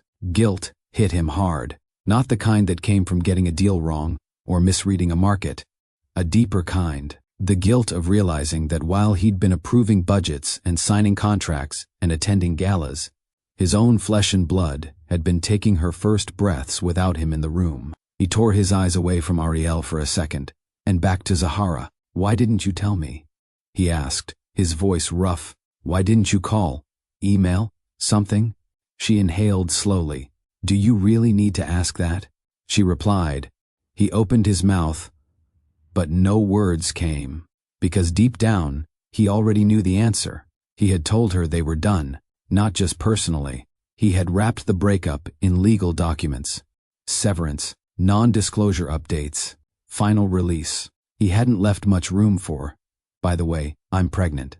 He looked back at Ariel. She blinked, a small frown forming between her brows, as if sensing the charge in the room. His chest squeezed. I never would have walked away from her, he said quietly, more to himself than anyone else. But Zahara heard it. The weight of that moment settled over all three of them. For the first time in his life, standing in a small boutique in Hyde Park, in front of a woman he had pushed away and a child he had never met until now, Cole Harrington understood something money had never taught him. Power didn't matter here. Titles didn't matter. Control didn't matter. What mattered was the damage done, and whether he was willing to face it. The air inside the boutique grew too thick for Zahara's liking. She could feel other people moving around, someone browsing a rack nearby, the clerk at the counter, but it all felt too public, too exposed. Can we not do this here? She asked. Cole blinked, dragged out of his shock. Right. Yes, of course. She shifted Ariel's carrier a little higher on her chest and walked toward the door. For a moment, she considered walking straight past him and onto the sidewalk, pretending this was just a strange encounter she could shrug off. But that wasn't her. She was many things, tired, protective, still healing. But she wasn't cowardly. She stepped outside, letting the door close softly behind them. A light breeze brushed against her face. People passed on the sidewalk, talking, laughing, unaware of the small storm forming near the boutique entrance. Cole followed, stopping a few feet away, giving her physical space even as his eyes stayed fixed on Ariel. Up close, the resemblance was undeniable. He saw bits of himself in her eyes, yes, but he also saw Zahara's features in her cheeks and lips. It was like watching two worlds he'd tried to keep separate blend into one person. How long have you known? He asked. Since early on, Zahara replied. You went through all of that alone? He said, stunned. A small flash of anger flared in her chest. I wasn't alone, she answered. I had my mother, my sister, friends, neighbors, co-workers, an entire community. He flinched slightly, catching the implication. You know what I mean, he said. Without me. Zahara let a small, bitter smile touch her lips for half a second before it faded. You made that choice for us the day you cut ties, she said. The day you decided your boards, your image, your fear mattered more than being honest with me. He swallowed. I thought ending things cleanly was safer. For who? She asked quietly. You. He had no good answer. I was trying to protect, he began. Your reputation, your control, your comfort, she finished for him. I know. His jaw clenched. I never wanted to hurt you, he said. You did, she replied. And when I found out I was pregnant, I had to decide whether going back into your world would break me all over again. You could have told me, he said, his voice gaining an edge of desperation. You should have told me. Why? She asked, meeting his gaze, dead on. So you could decide whether my pregnancy was convenient enough for your schedule, for your firm, for your carefully arranged life. That's not fair, he said quietly. It's honest, she replied. Ariel stirred in the carrier, letting out a small sound of protest. Zahara instinctively rocked her gently, softening her voice as she looked down. It's okay, baby. We're okay, she murmured. Cole watched that simple act with a heavy ache. Does she know anything about me? He asked, suddenly aware of how small the word father felt in connection to himself. She knows your blood runs in her veins, Zahara said. She'll also know, when she's old enough to understand, that I didn't chase you, that I chose to give her stability first. He exhaled, running a hand over his face, the weight of everything crashing down on him. I missed everything, he whispered. Her first breath, her first night home, her everything. You did, Zahara said softly. Not because you're a monster, not because I wanted to punish you, but because I refused to beg someone to show up for their own child. Her words hit harder than anything he'd heard in a boardroom. He had been praised for his decisions for years, told he was decisive, bold, efficient. Here, in front of the woman he'd discarded, and the little girl he hadn't known existed, those traits looked different. Shortcuts, walls, avoidance dressed up as discipline. "I'm not asking you to excuse what I did," he said slowly. "I won't pretend I handled any of this well. I thought pushing you away would limit damage. I didn't see that I was creating a different kind of damage I couldn't control." His gaze returned to Ariel. "Can the first—" He started, then stopped, clearly grappling with his place. "Can you what?" Zahara asked gently. "Can I see her face?" He asked, not just from the side, or through glass. Really see her. Zahara hesitated. Every instinct in her screamed to shield her daughter, to keep Ariel's world small and safe and free from complicated men with too much power and too many issues. But another part of her, one hardened by heartbreak, but softened by motherhood, recognized something else. Ariel deserved truth. Not legends, not half-told stories. Truth. She adjusted the carrier straps and turned slightly so that Ariel's face was fully visible. Ariel blinked up at him, wide-eyed and calm, her tiny lips parted slightly. For a long moment, he said nothing. His hand lifted, then stopped midway, hovering in the air with a care she had never seen from him in public. He didn't touch her. He didn't assume the right. "That's my daughter," he whispered, voice breaking. Zahara's throat tightened. Hearing him say it out loud did something to her she hadn't prepared for. It didn't erase the past, but it added another layer to the moment. "Yes," she said quietly.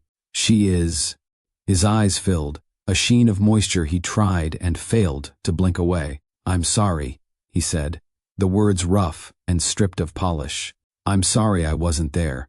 I'm sorry you carried this by yourself. I'm sorry my fear put you in a position where you felt like you had to choose between your peace and my involvement." Zahara steadied herself. "Apologies don't rewind time," she said. "They don't change diapers at 3 in the morning. They don't pay for formula and daycare. They don't teach her to walk." "I know," he said quickly. "I know words aren't enough. I'm not asking you to just forgive me and pretend none of this happened." He took a breath. "I'm asking you for a chance," he said. "Not with you, at least not yet. I don't deserve that hope right now. I'm asking for a chance to know her, to show her that her father didn't abandon her on purpose, that he showed up as soon as he knew." Zahara looked at him closely. Gone was the perfectly composed executive from glossy magazine features.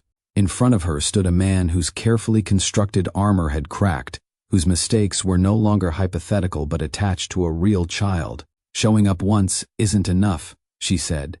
"I understand," he replied. "Liking the idea of being a father isn't enough," she continued. "Agreed," he said quietly. "She doesn't need a guest star," Zahara said. "She needs consistency. She needs someone who will hold her when she throws tantrums, who will play with her when he's tired, who will show up even when it isn't convenient." "I can be that," he said. She raised an eyebrow. "Can you? Or do you want to believe you can because it makes you feel better right now?" He exhaled, acknowledging the challenge. "I don't expect you to trust me based on what I say in one afternoon," he admitted. "Let me prove it. Give me a way to be present without disrupting the life you've built with her." She thought about the nights she'd spent holding Ariel, whispering about protecting her from harm, about the promise that this child wouldn't be used as leverage by anyone. "Here's the truth, Cole," she said. "You made your choice months ago. You chose your comfort over our relationship.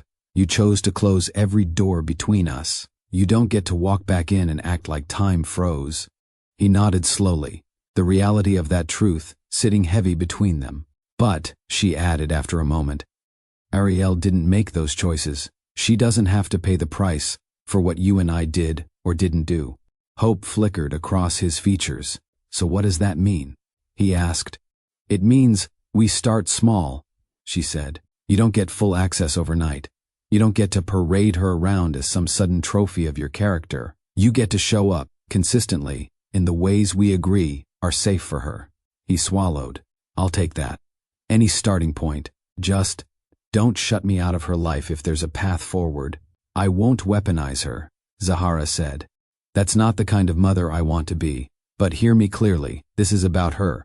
Not your guilt, not your image. If you ever make her feel like second place to your work or your ego, I will protect her from that, even if it means pulling back. You have every right to do that, he said. A small silence followed. Cars passed. A bus hissed to a stop nearby. Somewhere, a child laughed. Life went on, unconcerned with the shift happening on that patch of sidewalk. Does she know your last name? He asked, quietly. She will, Zahara said. When she's old enough to understand, she'll know where she comes from. I'm not erasing you from her story. I'm just not giving you control over it. He nodded. Can we meet somewhere neutral? He asked. A park, a cafe, wherever you're comfortable. I'd like to spend time with her. With both of you at first, if that makes it easier. Zahara looked down at Ariel, sleeping peacefully now. Hyde Park's trees swayed softly in the breeze overhead. For a moment, she pictured it. Him sitting on a park bench, awkwardly holding a bottle, learning to balance his role in a world she'd built without him. It wasn't simple. It wouldn't be neat. But for Ariel's sake, it might be worth trying. I'll think about it, she said. I'm not making promises today. My only promise right now is to her. He accepted that. Can I, at least? He began, then stopped, adjusting his request. Do you mind if I take in this moment? Just stand here and look at her for another minute? There was something so raw, so unpolished in the question that she couldn't refuse. Just a minute, she said. He stepped a little closer, still not touching either of them. Hands at his sides. He studied Ariel's face, as if trying to memorize every detail. The curve of her lashes, the way her tiny lips pouted in sleep, the way her wisps of hair curled against her forehead. I'm sorry I missed your beginning, he whispered under his breath, more to his daughter than to Zahara. If your mother lets me, I won't miss the rest. Zahara heard him, and something inside her shifted, not flipping a switch to trust, but opening a small door to the possibility of change, one step at a time. Cole, she said gently, breaking the moment. I need to get her home. She's on a schedule. He nodded, pulling himself back. Of course. Can I reach you? She thought for a second, then took her phone out, opened a notes app, and typed a new number she'd gotten after leaving Harrington Global. She held it out to him. This is my line, she said. You use it respectfully. No midnight emergencies that are really just your feelings. No trying to drag me back into a relationship I'm not ready for. You want to talk about Ariel, you reach out with clarity. I understand, he said, taking the number carefully, like it was something fragile. She adjusted the strap again and took a step back. Take care, Cole, she said. He nodded. You too, Zahara. As she walked away, stroller free, carrying her daughter close, he watched her move down the sidewalk with the quiet confidence of someone who had survived what was meant to break her. He realized, with a sharp clarity, that he wasn't just asking for a place in his daughter's life. He was asking for a chance to become the kind of man worthy of being in hers. For the first time in years, the next move he needed to make wasn't for his company. It was for his family. Family he had just discovered. Family he could still lose if he didn't handle this right. 2 days after the Hyde Park encounter, Cole sat in his home office, staring at his phone like it was another executive across the table. Zahara's number glowed on the screen from their earlier messages. She had agreed, cautiously, to meet him. 1 hour, neutral place, public, no drama. That's what her text had said. He didn't blame her. He had earned her distance. Ariel's face, those small features and familiar eyes, had replayed in his mind non-stop since he left the boutique. Her image had moved into every quiet moment. When he poured coffee, when he signed documents, when he sat alone at night, realizing that no conference or earnings call could compete with the fact that he had a daughter. He had promised himself that if Zahara ever allowed him close enough to explain, he wouldn't hide anymore. He typed, Cole, I'll be on time. Zahara, you'd better be. A small smile tugged at the corner of his mouth. Same sharpness, same strength. He checked his watch, grabbed his keys, and headed out. They met at a cafe in Hyde Park, with big windows and a mix of students, families, and locals working on laptops. It was the kind of place where no one cared how expensive your watch was. Zahara sat near the back, close to the window. Ariel's stroller parked beside her chair. The baby played with a soft toy, babbling quietly, occasionally slapping her hand against the tray. Zahara's posture was relaxed, but her eyes were alert, guarded. He approached slowly. "Hey," he said, voice low. "Hey," she replied. He slid into the chair across from her, setting his phone face down on the table. That alone was a small act of intention, giving the moment full attention. "You want anything?" she asked. "Coffee? Tea?" "I grabbed a coffee on the way," he said. "Thank you." She nodded and went back to adjusting Ariel's toy, letting the silence stretch just long enough to make it clear he wasn't going to rush this. Finally, she glanced up. "You said you wanted to explain." "I'm listening." He inhaled slowly. "Do you remember," he began, "around the time things were getting more serious between us? How tense the board meetings became?" She studied him. "We weren't exactly sharing board agendas in bed, Cole." He gave a slight, humorless huff. "Fair, but you noticed I was sharper, distracted. I noticed you were pulling away, even before you told me it was over," she said. "But I thought it was just you doing what you do, choosing work over anything that felt like risk." "It was more than that," he said quietly. He looked down at his hands for a second, then back at her. "There was a complaint filed," he said, "against me, and against you." Her eyes narrowed. "What?" "An anonymous report at first," he continued. "Allegations of favoritism, claims that you were getting opportunities not because of your work, but because you were involved with me." The word came out strained. Zahara stiffened. "That's not true. I earned everything I got there." "I know," he said quickly. "Let me be very clear about that. I know exactly how hard you worked. I watched you outperform people who started with 10 times the advantage. That report wasn't about truth, it was about leverage. Leverage for what?" she asked. He glanced briefly at Ariel, then back. "Control." He leaned back, recalling the conversation that had shifted his path. The chairman called a private meeting, he said. Just him, one other board member, and me. They'd brought in outside counsel. They laid out the report and said they were considering an internal investigation. Not because they believed you were incompetent, but because, in their words, we cannot afford a scandal tied to an assistant-level strategist who happens to be sleeping with the CEO. Zahara flinched, anger flashing across her features. "They said that about me?" "Yes," Cole said, shame in his voice. "To my face." "What did you say?" she demanded. "I told them your work spoke for itself," he replied. "I told them you'd earned your position, that any opportunities you had were based on merit." "Did they listen?" she asked. "To a point," he admitted, "but they'd already moved to the next step. The lawyer said if they moved forward and it got messy, they would go after your record to protect the company, rewrite your file, build a case that you had violated internal rules, blacklist you quietly, make it hard for you to work in our sector again." Zahara's stomach turned. "So their plan," she said slowly, "was to use your power and my lower rank to crush my career if things went south?" "Yes," he said. "And what did you do?" She pressed. He swallowed. "They gave me a choice," he said. "End whatever we had. Officially. Completely. Put distance between us.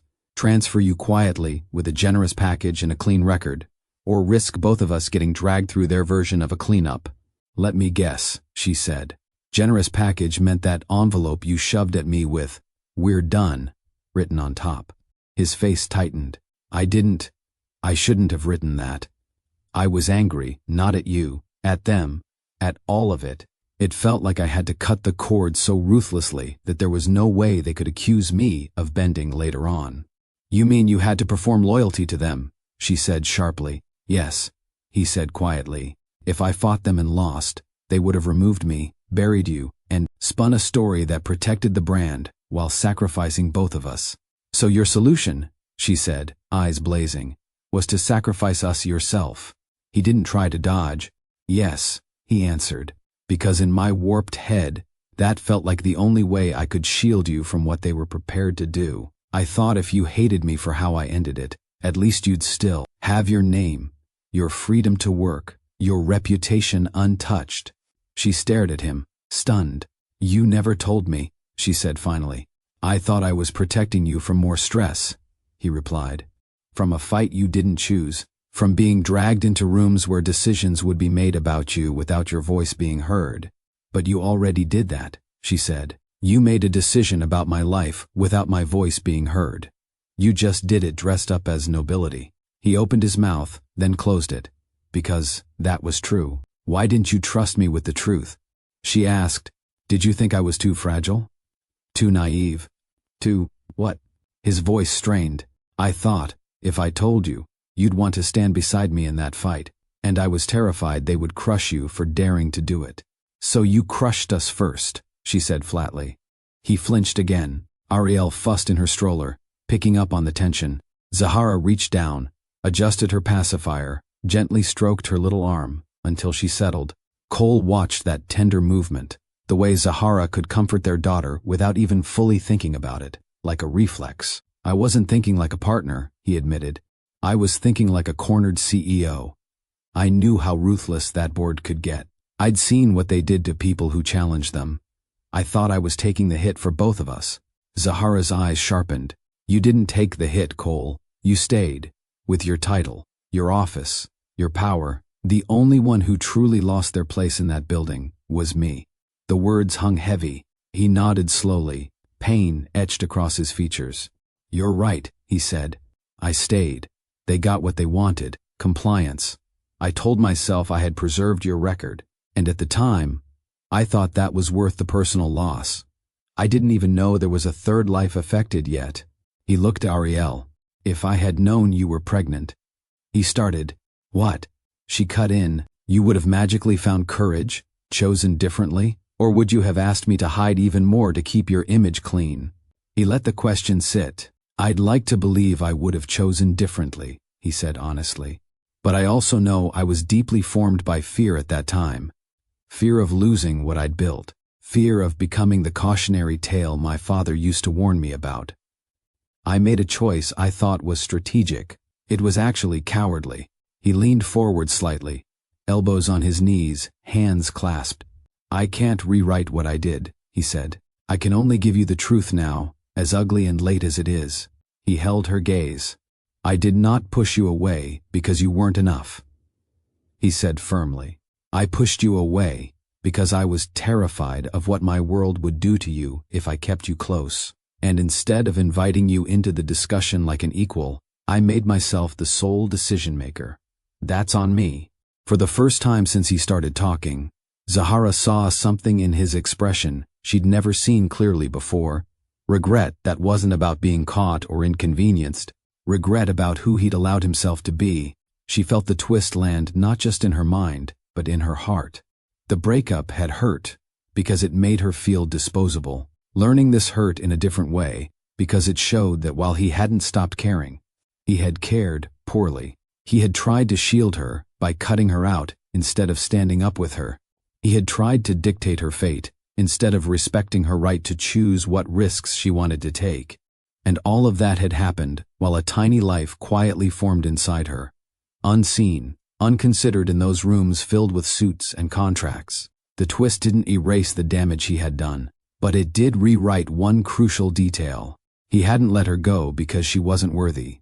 He had let her go because he didn't know how to love her and still confront the people who demanded he shrink. That truth would change how she saw him, but it wouldn't fix everything. Not yet. For a long moment, Zahara didn't speak. The cafe noise filled the space between them. Milk steaming at the counter, soft music playing, a burst of laughter from a corner table. But at their small table by the window, everything felt suspended. "I don't know whether to thank you for finally telling me," she said at last, "or walk out that door and never look back." He swallowed. "You can do either. Both would be understandable." She shook her head, a humorless sound escaping her. "You have an answer ready for everything, don't you?" "Not for this," he said quietly. "Not really." She looked at him, taking in the man she'd once loved so fiercely, the man who had made her feel seen, and then made her feel discarded in a single stroke of his pen. "You know what hurts most?" she asked. He braced himself. "What?" "You decided for me," she said. You sat in a room with people who talked about my life like a risk line on a document, and instead of bringing that to me and saying, here's what they're trying to do, what do you want to do together? You removed me like an item from your list. He winced. You're right. I grew up watching women have choices made for them, she continued, her voice trembling slightly. Men walked away. Bosses restructured positions, systems pushed people out, and always the women had to understand why it was for the best. I promised myself I'd never let someone else make those kinds of choices about my future, without my say. Her eyes shone, but she didn't let a tear fall yet. And you did exactly that, she said. You looked me in the face and told me we were done like it was simple, like it was just another transaction. Meanwhile, in the background, there was a whole conversation about me that I never got to be part of. His shoulders slumped. I see that now, he said, and I hate that I became the very thing I claimed I never wanted to be, another man deciding what's best without listening. She leaned back, her gaze drifting briefly to Ariel, who had fallen asleep, cheeks rosy, lashes resting on them softly. I walked out of that building feeling like I wasn't worth the inconvenience, she said, like I had been easy to remove, hearing that there was pressure, that there were threats, that they were ready to tear me apart to keep their little world neat. It changes something. But not in the way you might hope. He nodded. I don't expect this to turn me into a hero in your eyes. It shouldn't. It doesn't, she agreed. But it does. Explain some things. He looked surprised, such as, it explains why you looked so tense in those last weeks, she said. Why you seemed torn, even when you were trying to act cold. It explains why part of me, even in my worst hurt, couldn't fully believe you didn't care at all. Her voice softened slightly. I used to replay that last meeting in your office in my head, she admitted. I kept thinking, there's something he isn't saying. But for my own survival, I had to stop believing in mysteries. I had to accept what you gave me at face value, that we were done. You shouldn't have had to carry that confusion, he said. It forced me to choose myself, she replied. So in a strange way, your silence pushed me into a kind of strength, but it also left scars that didn't need to be there. She took a sip of water, grounding herself. Let me be clear, Cole, she continued. I understand your fear. I understand the pressure.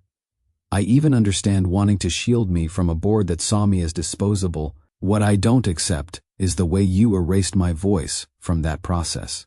That's fair, he said. She tilted her head. Do you regret staying? He paused, really thinking before responding. I regret how I stayed, he said. I regret bending to threats instead of defending the people who actually made that company worth anything. I regret not being the kind of partner who could say, if they want to come for you, they have to go through both of us. That doesn't answer the question, she said. He let out a slow breath. I don't know. If I had walked away from the firm then, you and I might have had a shot at building something together, but we also might have been broke, exhausted, and fighting a legal mess for years. I'll never know. All I can say for sure is, whatever I thought I was preserving, emotionally, I lost more than I kept. Her eyes softened a fraction. And now? She asked. What matters most to you now? He didn't break eye contact. She does, he said, nodding toward Ariel and her mother. Not in a romantic fantasy way, in a real, practical, everyday sense. Her well-being matters more to me than board approval. Your peace matters more to me than being the youngest name on some business list. She studied him, wary but listening. Big words, she said. What does that look like in action? It looks like me setting boundaries with the board they've never seen from me before, he said. It looks like me telling them that if they ever target you again, I'm done. It looks like doing my own work in therapy instead of throwing myself into 12-hour days and calling it discipline. Her eyebrows lifted. Therapy? Yes, he said. I started seeing someone after our breakup. I didn't understand why I kept making decisions that looked productive on paper, but left me hollow. I didn't expect to be confronted with just how much of my life has been ruled by fear. She sat with that. I'm not going to clap for you for going to therapy, she said gently. That's work you should be doing for yourself regardless, but it does tell me you're at least trying to grow, and that matters if you're going to be in Ariel's life. He nodded. That's fair too. Here's where I am, she said. I can hold two truths at once. 1. You hurt me deeply. You made decisions over my life without my consent. You let fear win, in ways that left me alone in moments I shouldn't have had to face empty-handed. 2. You weren't indifferent. You were scared. You were wrong, but not empty. That doesn't erase my pain, but it does change the story from he never cared to he cared badly. He swallowed hard. I can live with that. It's closer to the truth than anything else. She traced the rim of her cup with one finger. Forgiveness will not be instant, she said. You don't get to expose this whole hidden chapter and then expect me to say, it's okay, let's try again romantically. I don't expect that, he said. Right now, I'm asking for something more basic. Space to show up as a father, and, over time, space to demonstrate that I genuinely see you, not just my own guilt. Guilt can't be your engine, she warned. Guilt burns out. If you show up only to feel better about yourself, you'll leave the moment it gets hard or complicated. I know, he said. I want to show up because she's my daughter. Because she deserves a father who learns how to do this right. And because, for the first time, I'm willing to let my private life matter as much as my company's bottom line. She leaned back, looking out the window for a second. People walked by on the sidewalk, carrying groceries, backpacks, conversations. Life went on outside their bubble. I can't promise the version of CO parenting you might picture, she said, turning back to him. I'm not suddenly inviting you over for holidays. I'm not ready to watch you tuck her in every night. We start small, consistent visits, clear boundaries, mutual respect. That's more than I deserve, he said. But I'll take it and earn my way into more, if you ever decide more is possible. She nodded. And your truth? She asked. About the board, the threats, the way they saw me. Does anyone else know? A few, he said. The therapist I see. One lawyer I actually trust. And now, you. That's it. Good, she replied. Because if something like that ever comes near my name again, I will not be as quiet as I was before. I know my value now. I know what I bring. A small smile tugged at his lips. You always did. They were just too threatened to admit it. She shook her head. They were wrong. You were wrong. But I'm done living as if their opinion is the measure of my worth. She looked at Ariel, sleeping peacefully. She will grow up knowing both parts of this story, Zahara said softly, that her father made fear-based choices, and that he eventually decided to do the work to be better, that her mother hurt and healed, that love is more than grand gestures and more than fancy settings. It's consistency, accountability, growth. He listened, letting every word sink in. So where does this leave us? He asked. It leaves us here, she said. You and I are not back together. We are two parents who share a child and a very complicated past. I understand your reasons now, but understanding is not the same as forgiving. I will need time to heal this new layer. He nodded, accepting it. I can give you time. In the meantime, she continued, you show up for her. You learn her schedule. You earn her trust.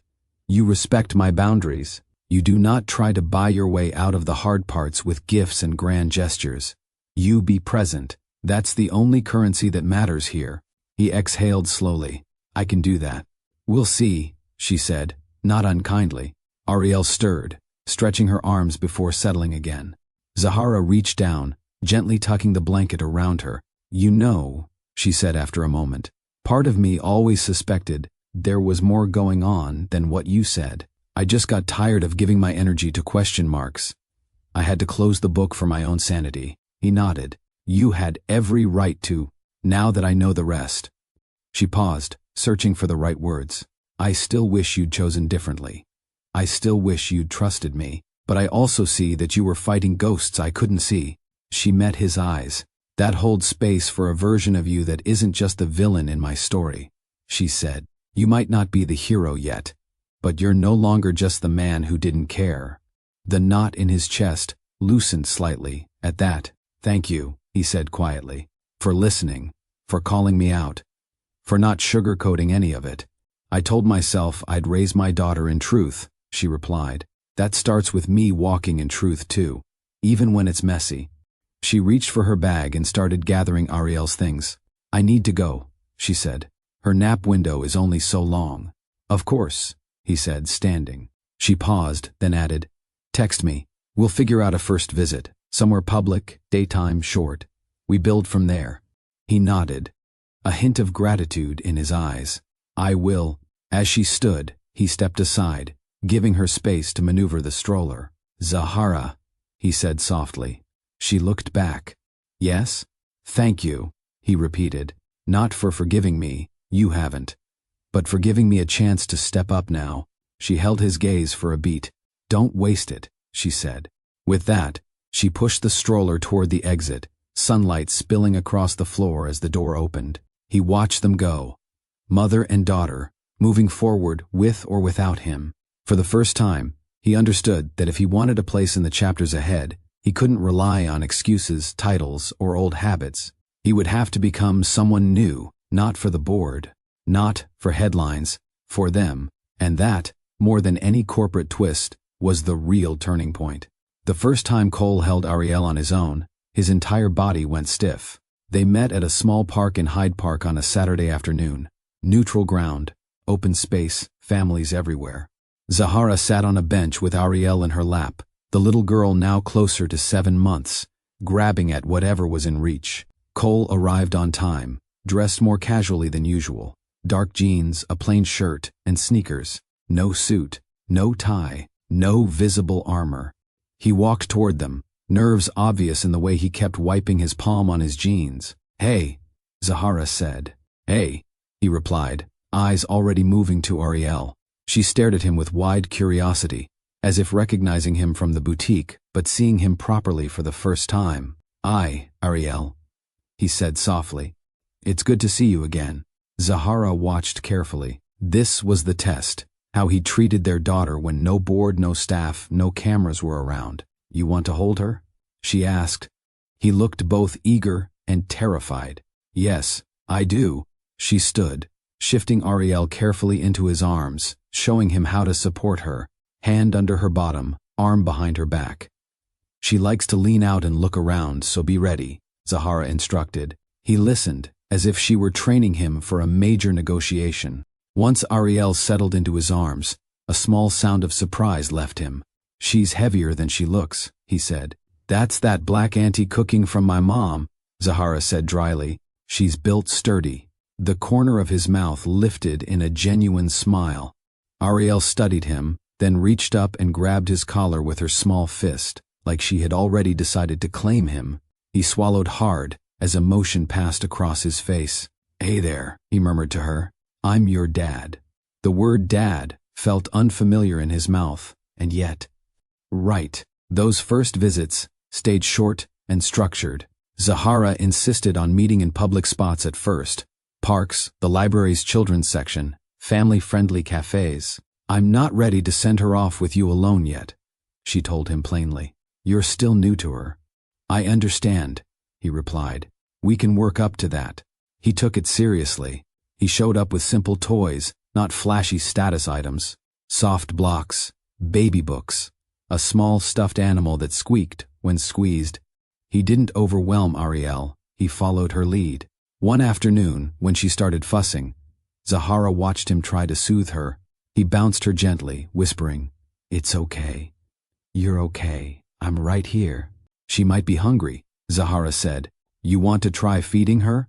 He looked at the bottle in her hand like it was a test he didn't want to fail. I've never done this, he admitted.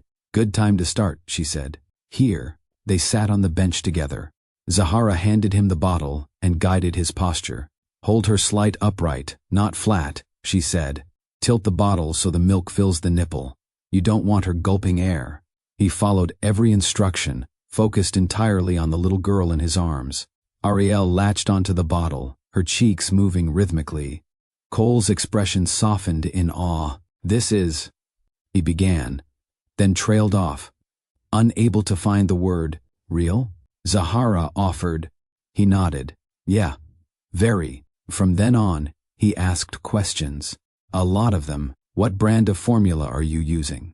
How often is she waking at night? Do you have a pediatrician you trust? Zahara answered, impressed that he wasn't just pretending to care. One evening, after weeks of supervised visits, she surprised him. "I'm open to you having her overnight," she said slowly. "Not every week yet, but we can try once and see how it goes." His eyes widened. "Are you sure?" "No," she said honestly. "But I know she'll need to get used to you in different spaces if this is going to work long term, and you need to learn what it means to care for her when it's not convenient." He nodded, determination setting in. "Okay. Tell me everything I need to know. I mean, everything." She sent him a detailed text later that night. Bedtime routine, favorite lullaby playlist, how she liked to be held when she was cranky, signs she was getting overtired, what to pack in the diaper bag. When he picked Ariel up for that first overnight, he also picked up a portable crib, a sound machine, and way too many wipes. "You don't need to buy the whole store," Zahara said, arms folded. "Better too many than not enough," he replied. That night, in his penthouse that once felt like a museum, Cole got his first true taste of new parent life. He set up the portable crib in his bedroom, near his bed. Ariel watched him with sleepy curiosity as he moved around, less smooth than he looked in boardrooms. "Okay, kid," he said softly. "It's just us tonight." At first, it went well. He bathed her carefully, afraid to let even a drop of water near her face. He dressed her in a soft sleeper Zahara had packed. He tried reading a board book aloud, stumbling over the absurdity of narrating pictures of farm animals.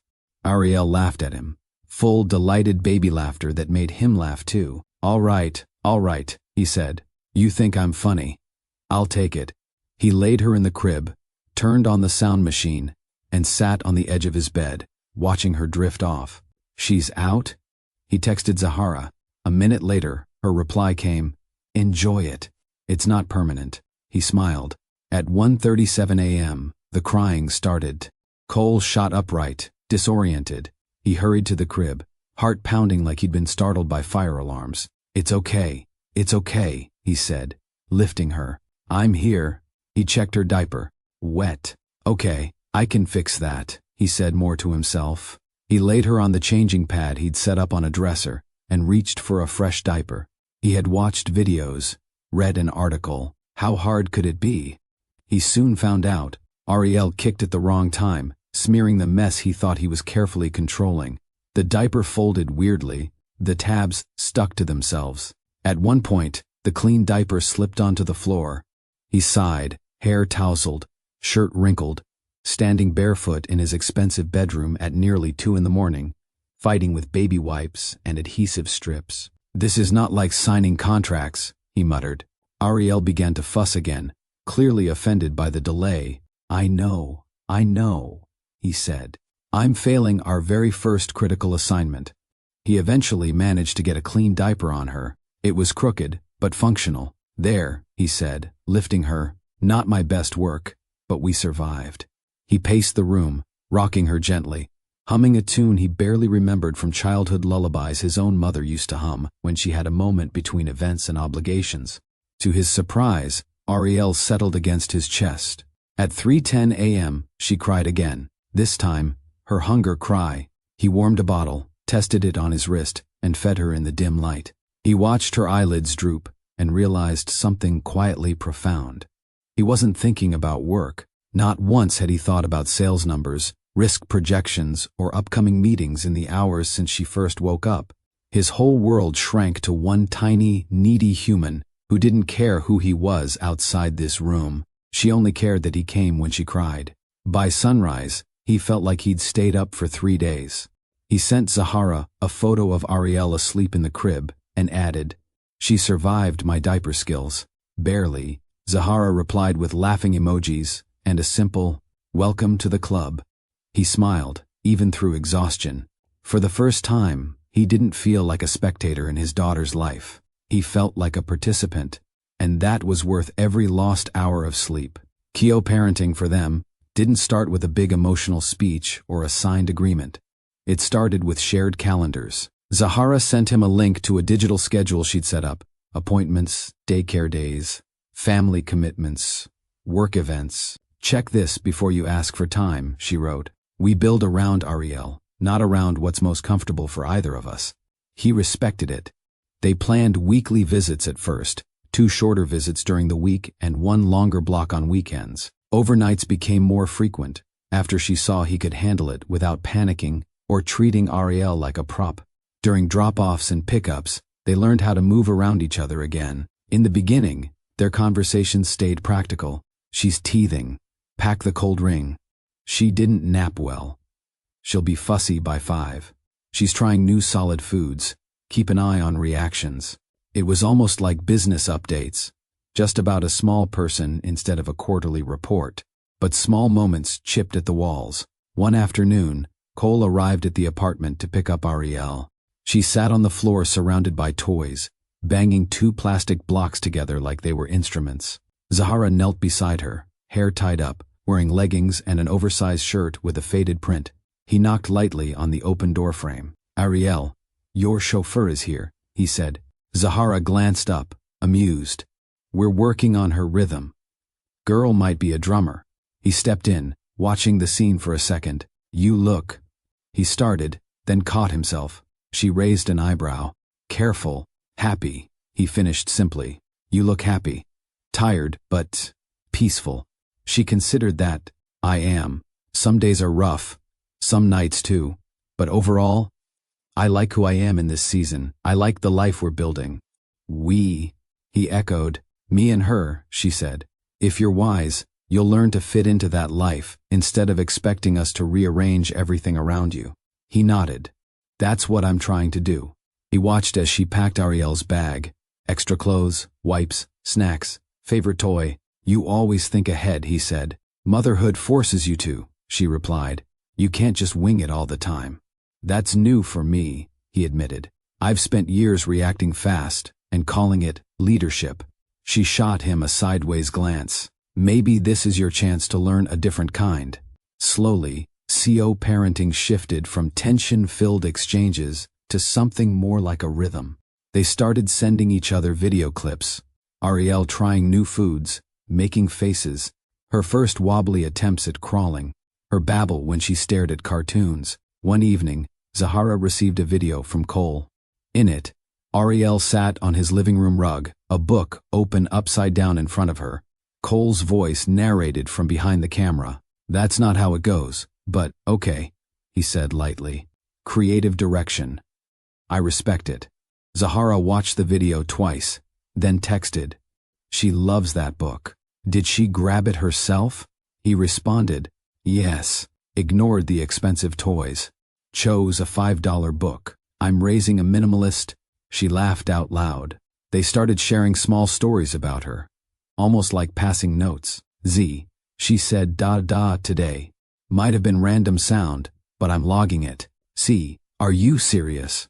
Z, don't get carried away. She also said, blah, and grr. C, still putting dada on my resume."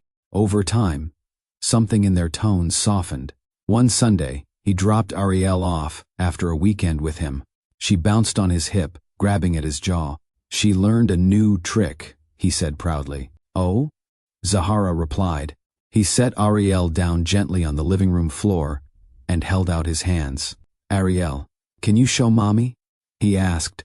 The little girl grinned, then pushed herself up and took 3 unsteady steps toward Zahara before plopping back down onto her diapered bottom. Zahara gasped. "Did she just walk?" he finished, smiling. "She's been trying all weekend. Today she decided she was ready." Without thinking, Zahara grabbed his arm. "She walked," she repeated, excitement overriding her usual caution. "Our baby walked." For a moment, they shared the kind of joy they used to share when they closed a big campaign. Only this time, it was pure, not tied to profit or status. Realizing her hand was still on his arm, she pulled back, clearing her throat. "Sorry," she murmured. "It's okay," he said gently. "We're both allowed to be excited." She watched him kneel to pick Ariel up, planting a kiss on her cheek. "I'm proud of you," he whispered to the little one. "You're brave." Zahara felt her chest warm at how natural it looked now. Him on the floor in jeans and a t-shirt, their daughter in his arms, no suit, no executive distance. They still had sharp conversations sometimes, They argued once about discipline, when Ariel threw her first mini tantrum in a store. "I'm not raising a child who thinks no is negotiable," Zahara said, "and I'm not going to shame her for having big feelings," he replied. They went back and forth until they found middle ground, boundaries held firmly but kindly, redirecting instead of frightening, modeling calm instead of yelling. They were learning how to be on the same team, even when they didn't start in the same place. That, more than anything, began to build a quiet trust, not about romance yet, about partnership, about the possibility that they could raise a child without destroying each other in the process. It was Zahara's idea to go to the lake. Summer had settled in again, bringing long days and warm evenings. Ariel was toddling more confidently now, just past a year old, curious about everything her small hands could reach. "We need air," Zahara texted one Friday. "Real air. Not just park benches."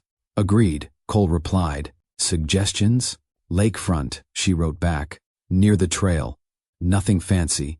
Just space for her to run in the grass and us to sit without walls." He hesitated for only a second before responding. "I'll bring the snacks."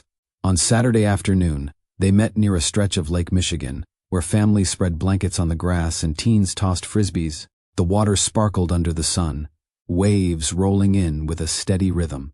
Zahara arrived first, pushing Ariel in a stroller loaded with bags.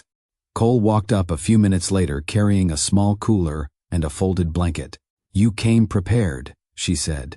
"I Googled. What do regular people bring to the lake?" he admitted. She laughed. "You did not." "I did," he said. "Apparently, snacks, a blanket, and sunscreen are non-negotiable." "I skipped the grill." That felt advanced. They picked a spot with a clear view of the water but far enough from the shoreline to keep Ariel safely away from any sudden dashes toward the waves. Cole spread the blanket. Zahara unbuckled Ariel, who wiggled her way free and immediately started stomping on the grass like she was testing it. "Look at you," Zahara cooed. "You've got opinions already." Ariel giggled and tottered toward her father. He scooped her up and spun her lightly, carefully, not too high, mindful of her squeal level. "Hey, little explorer," he said. "New environment. Many things to conquer." They settled on the blanket. Ariel alternated between sitting in the middle playing with toys and wandering a few steps away before returning to touch one of them, as if checking in. From their spot, the Chicago skyline rose in the distance, a backdrop they both knew well from their different sides of the city. For a long time, they didn't talk about heavy things. They talked about small details. "She likes strawberries more than bananas," Zahara noted, as Ariel happily squished a slice between her fingers. "Bananas are offended," Cole said, "but I'll pass along the feedback." "She's obsessed with shoes," Zahara added. "She'll bring them to me and insist I put them on her, even if they're the wrong foot." "Ambitious," he said, already trying to move faster than her feet are ready for. They shared easy, unforced laughter. At one point, a breeze picked up, and Ariel squealed, waving her arms wildly toward the water. "You like that?" Zahara asked. "Big world, huh?" Cole watched them, quiet for a moment. "You're good with her," he said. "So are you," she replied, surprised to find she meant it fully. He glanced at her, then back at the water. "You know, I used to come out here alone sometimes. Before everything. Before you. Before her." "Yeah?" she asked. "Why?" "It was the one place I could sit and feel small without someone telling me it was weakness," he said. "Just waves and sky, and a horizon that didn't care what my last quarter looked like." She nodded. "I get that. I used to come out here in college and just walk along the path when I felt overwhelmed. No one grading me, no one expecting me to perform. Just me and my thoughts." He smiled faintly. "We were probably out here on the same days and never knew." "Maybe," she said. "Funny how life lines up like that." Ariel toddled toward the edge of the blanket again, eyeing a nearby dandelion. Zahara started to rise, but Cole held up a hand. "I got her," he said. He followed their daughter, staying close, letting her touch the flower, then gently redirecting her when she tried to put it in her mouth. "No, kiddo," he said. "We don't eat yard decor." Zahara watched him from the blanket.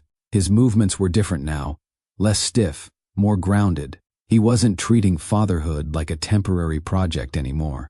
He had calloused his hands doing basic things: holding, rocking, bathing, feeding. The polish was still there, but it no longer felt like a wall. Just part of him. When he brought Ariel back, she climbed into Zahara's lap without hesitation, leaning into her chest. Zahara wrapped an arm around her and looked over at Cole. "Thank you," she said. "For what?" he asked. "For coming into her life for real," she said, "not with talk, with presence." He swallowed, emotion in his eyes. "Thank you for letting me." They sat quietly for a few moments. The water rolled in and out.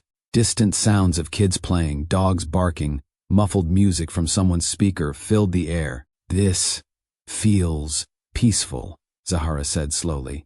"The three of us here. No boardrooms, no legal threats, just us." He glanced at her, something gentle in his expression. "I've thought a lot about what you said," he replied, "about making decisions for you instead of with you. I can't undo it, but I can make sure that going forward, if our lives intersect, it's by choice, not force." She held his gaze. "This is the first time in a long time," she admitted, "that being around you doesn't feel like walking into a fight I didn't sign up for. That means more to me than you know," he said. A cloud shifted overhead, letting more sunlight spill across their blanket. Ariel clapped at nothing in particular, delighted simply to exist. "Do you ever think about—" he began, then stopped. "About what?" she asked. "About what life would have looked like if I hadn't pushed you away," he said. "Sometimes," she replied honestly. "But then I remember that the version of you back then didn't have the courage you're starting to show now. We might have imploded anyway. Only without Ariel, and without the growth, the pain forced on both of us." He nodded slowly. "That's a fair point." She looked out at the water. "I can't pretend I don't care about you," she said, quieter now. "I tried. I told myself I was done feeling anything but frustration, but sitting here, watching you with her, something feels softer, not healed, just less sharp." He turned his head toward her fully, cautious. "I don't want to move too fast," he said. "I don't want to turn this into some forced reunion story before we're actually ready." "That's good," she replied, "because I'm not ready for some fairy tale rush. I'm just not angry in the same way anymore." "That's new." He gave a small, relieved smile. "I can live with that." "Angerless is a big upgrade from where we started." They shared a quiet laugh. A light touch of warmth passed between them. Nothing dramatic, no grand gesture, just a shared understanding that something between them had shifted. Not back to what it was, not yet toward what it could be. Somewhere in the middle, a gentle spark, grounded in reality instead of fantasy. As the afternoon stretched on, they shared snacks, traded stories, and took turns chasing Ariel when she tried to wander off the blanket. At one point, Zahara pretended to steal one of the strawberry slices from the container. "That's mine," Cole protested, leaning forward. "You bought them, but I carried your child," she countered. "I win."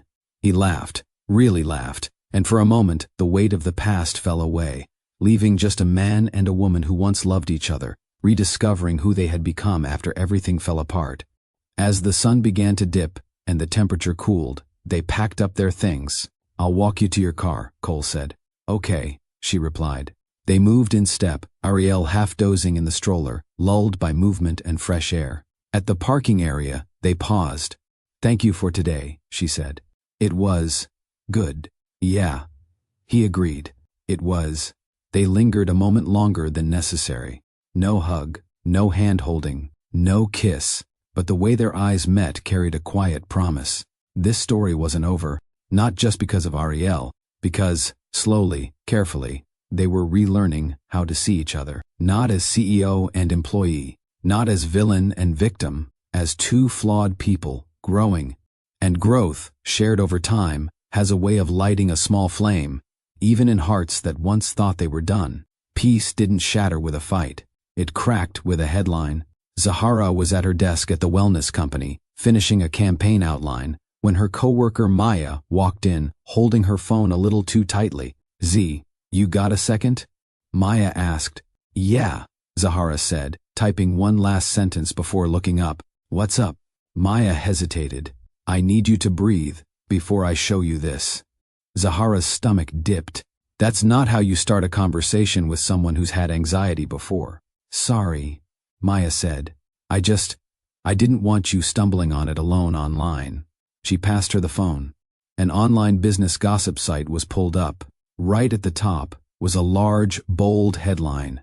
Harrington's secret family. Insider claims CEO has child with former staff member. Underneath, a cropped photo from the park. Cole holding Ariel. Zahara sitting on the blanket, laughing at something out of frame. Someone must have snapped it at Lake Michigan. A hot rush of nausea rolled through Zahara. She read anyway. The article spun together facts and speculation with cruel precision. Cole's past inappropriate relationship with an employee, her quiet exit from the company, a sudden reappearance in his life, with a child who bears a striking resemblance to him.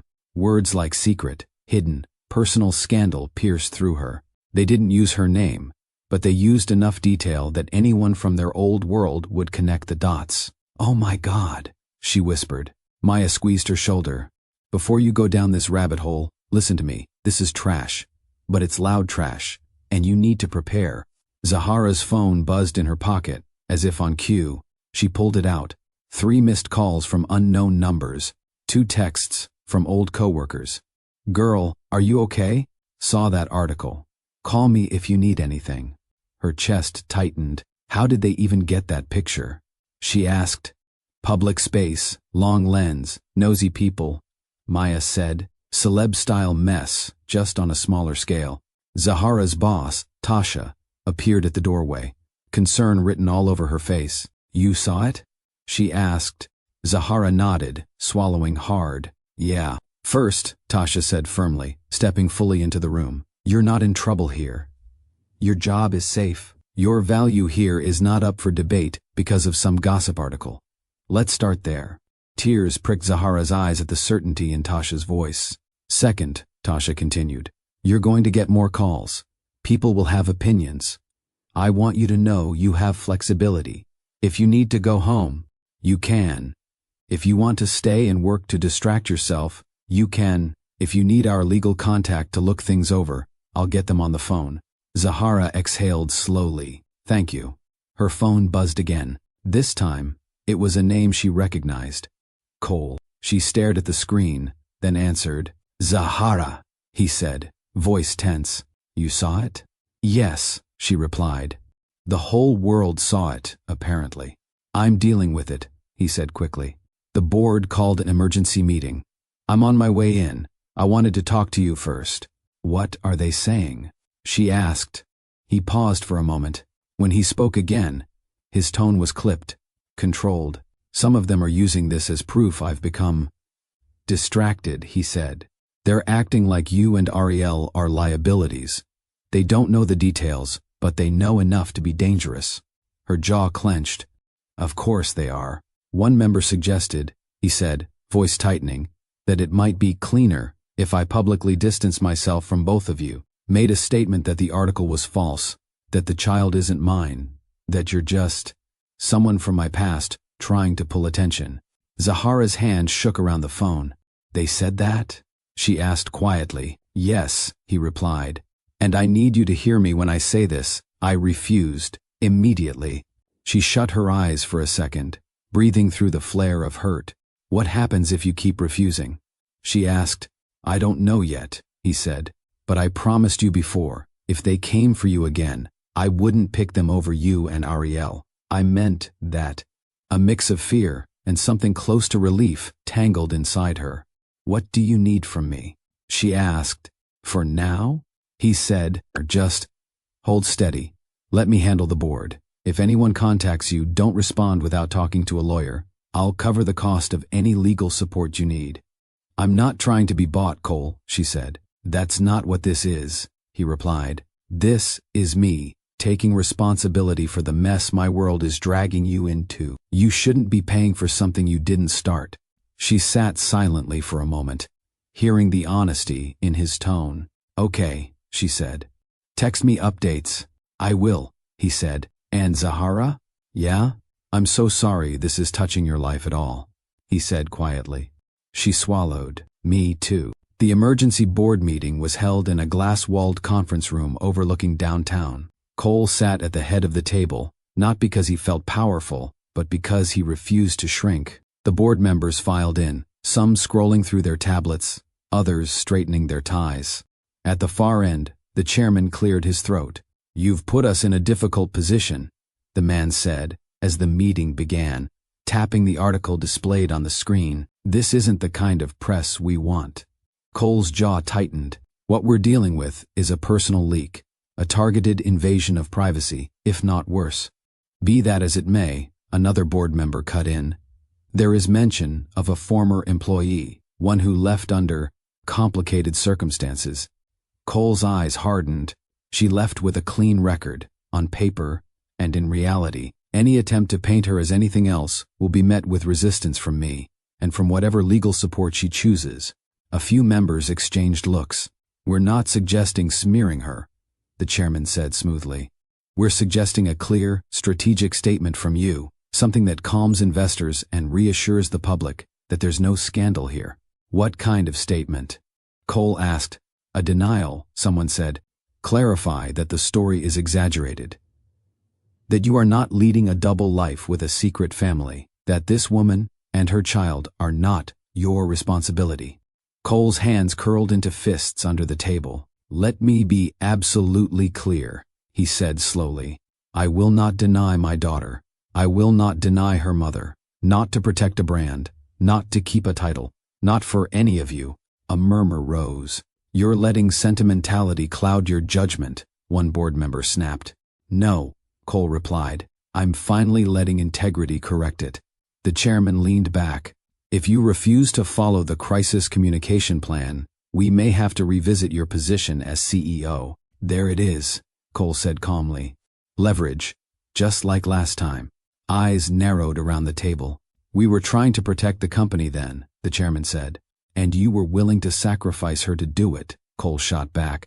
"I went along with it once. I won't again." A heavy silence followed. "You're putting us in a corner," another member said. "We can't have a leader whose personal life threatens our stability." Cole almost laughed at the irony. "What you can't handle," he said, "is a leader who won't let you treat the people in his life like expendable parts. That's the real issue here." He exhaled, made his choice, and let the words form before fear could interrupt.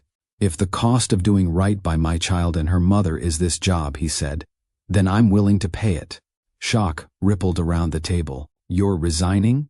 the chairman asked. "If you're asking me to lie about my own family to keep this seat," Cole said, "then yes, this isn't a position I want anymore."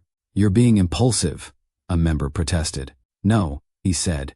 "Impulsive was cutting Zahara off without telling her the truth. Impulsive was letting you dictate my personal life in the name of brand safety. This is the first deliberate, clear-headed choice I've made in a long time." He stood. "I'll work with legal to ensure a smooth transition," he added. "But let me repeat this for the record. Any attempt to drag her name through the mud will be met head-on. You will not use her as a scapegoat for a narrative you created." He left the conference room to a chorus of murmurs. Heads bent together, phones whipped out to send frantic messages. For the first time in years, walking out of that glass space felt like freedom, not a loss. Freedom. Later that day, Zahara sat on her couch in Bronzeville, still in work clothes, scrolling through her phone. She'd come home early at Tasha's insistence. Her heart thudded every time a new notification pinged. Her door buzzed. She went to the intercom. "Yes? It's me," Cole's voice said. She exhaled. "Come up." He stepped into the apartment, looking exhausted, but strangely lighter. No suit jacket. Tie gone. Top button undone. "You okay?" she asked. "No," he said honestly. "But also, yes. In a new way." "What happened?" she asked. He sat down on the edge of the couch, clasping his hands together, then looked up at her. "They wanted me to deny you and Ariel," he said. "Officially, publicly. Make a statement saying none of it was true, that someone was trying to exploit my position." Her jaw clenched. "Let me guess. You told them no." "I told them no," he confirmed. And I told them if that was a requirement to keep my position, I was done. She froze. You quit? She asked slowly. Not in a dramatic storm out, he said, in a clear, documented conversation. I'll help with the transition, but yes, I chose to leave rather than lie about you and our daughter. She stared at him, the weight of that hitting hard. You walked away from the company, she said, needing to hear it twice. I walked away from a seat at a table that kept demanding I sacrifice my humanity to stay. He replied, for years, I let them frame it as loyalty. Today, I decided my loyalty belongs elsewhere. Her throat tightened. Cole. He held up a hand. I'm not telling you this, so you'll see me as some martyr, he said. I'm telling you because that article is likely to be the first of many attempts to spin a story. I needed you to know where I stand before anything else gets said. She swallowed. Where do you stand? He met her eyes steadily. I stand with you and Ariel, he said. Whatever comes next, media, speculation, messy transitions, I'm not distancing myself. I'm not hiding you. I'm not pretending I'm not her father. That will cost me money, comfort, maybe the image some people had of me. That's fine. I'm done living for an image. The protectiveness she'd always had for Ariel flared, but this time, it mixed with something else. Relief. For once, he wasn't asking her to shrink to fit his world. He was letting his world adjust to the truth of theirs. She exhaled slowly. Well, she said softly, I guess this is it. This is what? He asked. The final test, she said. Whether we keep moving together, or whether all of this was just a temporary detour in your life. He nodded, knowing she was right. What do you want to do? He asked quietly. The question wasn't loaded. He wasn't guiding her toward any particular answer. He was simply asking. That alone was proof of change. Zahara didn't answer right away. She moved into the kitchen, opened a cabinet, and grabbed 2 glasses. Her hands moved on autopilot, grateful for something small to focus on. She filled both with water and brought them back to the living room, handing one to Cole. You always do that, he said softly. Offer people something when you're thinking. It buys me a few seconds, she replied, sitting opposite him. He managed a tiny smile. Take as many as you need. She studied him. This wasn't the Cole from their early days, the one who carried tension in his shoulders and hid behind silence. This man looked stripped, not in a defeated way, but in an unmasked way. You had every opportunity to pick them again, she said. The money, the prestige, the security. You could have told yourself you were doing the noble thing by keeping that company stable. I know, he said. But you didn't, she continued. You walked away. Not for some grand romantic stunt, but because you finally aligned your choices with the truth you say you believe now. Yes, he replied simply. She let that sit. When you hurt me before, she said, voice steady, it wasn't just the breakup. It was the message that I was disposable when stacked against your status. You looked me in the eye and chose their comfort over our relationship. I had to rebuild from that. I had to teach myself my worth didn't depend on you seeing it. He dropped his gaze, guilt flickering again. I remember, he said quietly. Now, she said, you had a chance to send a different message, not just to me, but to yourself, to Ariel, that you won't erase us to stay comfortable. He looked up again, meeting her eyes. And what message do you think I sent? He asked. She thought carefully. That you're willing to lose things that used to define you to protect us, she said. That you're finally ready to let your actions match the words you say about family. That maybe you're growing into the man you always had the potential to be. A slow breath left him, like he'd been holding it without realizing. Z, he said, his voice softer than she'd heard in a long time. I know I can't ask for everything at once. I know you don't owe me a relationship just because I finally did something right, but He paused, searching for the right language. I still love you. That hasn't disappeared. It's changed, deepened. It's less about wanting you beside me to make me feel better, and more about wanting to walk through life with you as equals, if you ever decide you want that. Her heart clenched. She had known, somewhere under all the anger and distance, that her feelings for him weren't gone. They had been forced into survival mode, focused on protecting herself and their daughter. Now, watching him sit there stripped of titles, facing the consequences of choosing them, those buried feelings stirred. "Do you know what I love most about my life right now?" she asked. He shook his head. "I love that I like myself," she said. "I like the mother I am.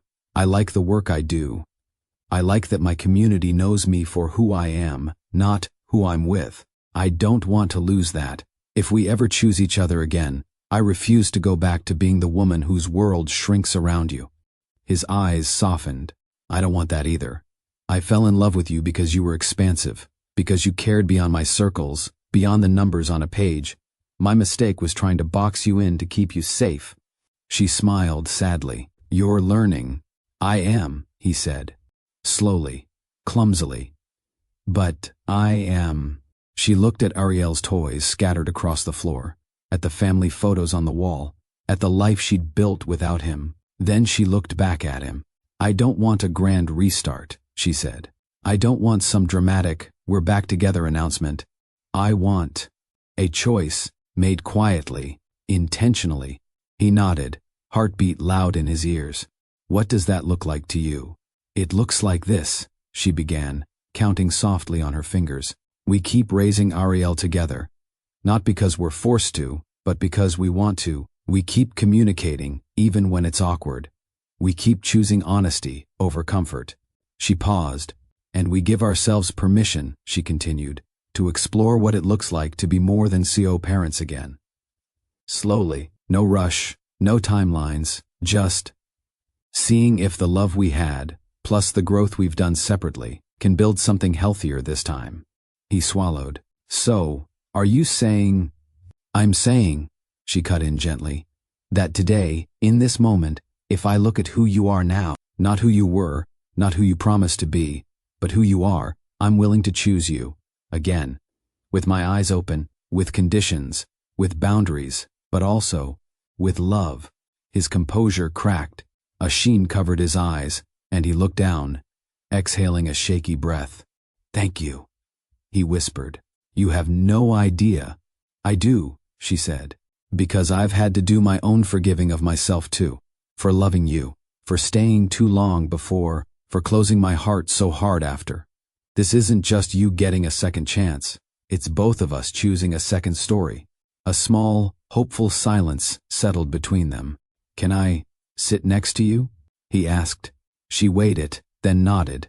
"Yeah." He moved from the separate chair to the couch, leaving a respectful space between them. "Not too close, not distant. We tell Ariel the truth when she's older," Zahara said, "about how we messed up, about how we tried again, about how love is choices, not just feelings." "Agreed," he said. "And we don't pretend this fixes everything overnight," she added. "There will be therapy, for both of us. Maybe together at some point. There will be days we get triggered. Days we argue, but if we choose each other now, we commit to doing the work, not just enjoying the highs." "I'm in," he said without hesitation. He looked at her hands, resting on her knees. Slowly, giving her time to pull away, he reached out and covered one with his. Her fingers tensed at first, then relaxed. The contact was warm, familiar, new. "I don't want you to ever feel disposable again," he said quietly. "Not with me, not with anyone in my world. If I see that happening, even in subtle ways, I won't stand by silently. And I won't disappear into your life," she replied. "If I see myself fading, shrinking, I'll speak up, I'll call it out. I'd rather have hard conversations than lose myself again." He smiled faintly. "That's one of the many reasons I love you." She inhaled, steadying herself. "I love you too, Cole," she said. "That didn't die. It just learned to protect itself." He let that wash over him. Soft, undeserved, but real. From down the hall, Ariel's little voice piped up as she woke from her nap, calling out with a happy sound that had no words yet, just pure need. Zahara squeezed his hand once, then stood. "Come on," she said. "Let's go get our daughter." He rose with her. "Our daughter," he repeated, as if trying on the phrase again. Finding that it fit perfectly, they walked down the hallway side by side, not with dramatic music, not with fireworks, with steady steps. When they reached the bedroom, Ariel stood in her crib, hands gripping the rail, hair wild from sleep, face lighting up at the sight of both of them together in the doorway. "Hey baby," Zahara cooed. Cole stepped closer. "Hey sunshine." Ariel lifted her arms toward both of them, clearly expecting to be scooped up by not just one but both. Zahara glanced at him. "Ready?" she asked. This time, the question wasn't just about picking up their daughter. It was about everything ahead. He met her eyes, heart clear. "Yeah," he said. "I'm ready." They lifted Ariel together, 4 hands supporting one small wiggly body. She squealed with joy, one arm wrapping around Zahara's neck, the other patting Cole's cheek. In that small, crowded space, the choice was made. Not out of desperation, not because they were afraid to be alone, but because growth had brought them to a place where love could be rebuilt on stronger ground, where partnership didn't mean erasure, where leadership didn't mean control, where family meant showing up, again and again, on purpose. It wasn't perfect. It was real. And for the life they wanted to build, from Bronzeville to Hyde Park and beyond, that was more than enough. The shift didn't happen overnight. It wasn't one big kiss, one big promise, or some dramatic reunion wrapped in cinematic flair. It was gradual, steady, earned day by day, exactly the way Zahara needed it to be, and exactly the way Cole needed to learn it. By the time Ariel turned 18 months, their home schedules had settled into something natural. Zahara no longer hovered nervously during handoffs, and Cole no longer tried to impress her with perfection. He learned to show up messy, tired, honest, a version of himself she'd never seen when they were romantically together the first time. He would knock on her apartment door, hair tousled, a sippy cup in one hand, and Ariel's jacket dangling from the other. "Don't judge me," he'd say. "She painted with yogurt again." Zahara would laugh, wiping Ariel's cheeks. "It's okay. She's exploring." "That's good. You say that like you didn't have a heart attack the first time she did it with applesauce," he teased. "That was different," she countered. "It was my couch." These little exchanges used to feel impossible, too tender, too easy. But now, they came like breath. Cole changed more in 1 year than he had in 10. He went from a man who hid behind dominance to a man who asked questions without shame. What bedtime routine works best? How do we want to handle tantrums? What school environment do we want for her? Not my daughter. Not your daughter. Our daughter. It wasn't loud or flashy. It was responsibility blended with softness, a combination Zahara once thought he didn't possess. When she came home from work exhausted, he didn't ask her to push through. "Sit," he'd say, taking Ariel from her arms. "I've got her." Grown-ups need rest too. When she started taking evening classes to level up her career in community outreach, Cole rearranged his own schedule without complaint. "You helped me find my balance," he told her. "Supporting your growth is the least I can do." It wasn't repayment. It was partnership, the kind they'd never managed before. Motherhood had deepened her, sharpened her, softened her in all the right places. She was no longer the woman who once feared being discarded. She stood with a full sense of her value. Her neighbors saw it. Her sister saw it. Her co-workers saw it. Even Cole saw it more clearly than anyone. "You're different," he told her one morning, as they watched Ariel toddle around a splash pad in Millennium Park. "How so?" she asked. "You walk like someone who knows exactly who she is," he said, "like you're no longer waiting to be chosen." She smiled. "That's because I'm not. I choose myself. Every day. And I'm grateful you choose us too," he replied softly. She didn't correct him. Because it was true. She did choose them, just not in the old self-sacrificing way. Now, she chose them from a place of abundance, not loss. Stepping away from the CEO role stripped away layers he didn't know he was hiding beneath. Without the constant pressure of the board and the image machine, he learned to live slower. He cooked more. He slept better. He read to Ariel every night she stayed with him. He started therapy again without being prompted. Instead of earning identity through power, he built identity through presence. His friends noticed the change first. "You seem calmer," one of them said during a casual dinner, "like you're actually living instead of performing." Cole didn't disagree. He'd traded a skyline view in a penthouse for afternoons in Zahara's living room folding baby clothes. He'd traded investor calls for family dinners. He'd traded fear for honesty. It didn't make him smaller. It made him whole. Their romantic reconnection grew quietly, not forced, not rushed. It showed up in simple things. The way he watched Zahara tie Ariel's shoes with tender patience. The way she cheered him on when he learned to braid their daughter's tiny curls. The way they spoke without defensiveness now. The way their laughter fell into sync again. One night, after Ariel fell asleep during a movie at Zahara's apartment, Cole offered to carry her to the bedroom. She nodded, watching him lift her gently, cradle her head, brush her hair back. When he returned, Zahara was still watching the doorway. "What's on your mind?" he asked quietly. She took a deep breath. "You," she said honestly. "This version of you. The one who grew. The one who actually shows up." He stood there, uncertainty and hope mixing in his eyes. She crossed the room slowly and stopped in front of him. "I'm not saying we're jumping into old patterns," she murmured, "but I'm saying this feels right, natural, not rushed." He nodded, voice low. "Can the first?" She placed her fingers lightly on his chest. "Yes," she whispered. He leaned in, gently, cautiously, and kissed her. Not urgently, not claiming, just present. A kiss made from patience and forgiveness, and two people who had earned this moment the hard way. Ariel stirred in the next room, reminding them that love didn't exist in isolation anymore. Zahara smiled against his lips. This time, she said softly, "We grow together." He rested his forehead against hers. "This time," he echoed, "we do it right." Their new family didn't come from fantasy or quick fixes. It came from work, healing, truth, and the little girl who brought clarity where fear once lived. And for the first time, all three of them, mother, father, daughter, moved forward not in survival mode, but in peace. As the story closes, bestie, the narration turns warm, reflective, and filled with the exact morals your viewers love, especially women who watch your channel for strength, healing, and real American love stories. Family. Before we go, let's breathe in the lessons wrapped inside Zahara and Cole's journey. This isn't just a story about heartbreak or reunion.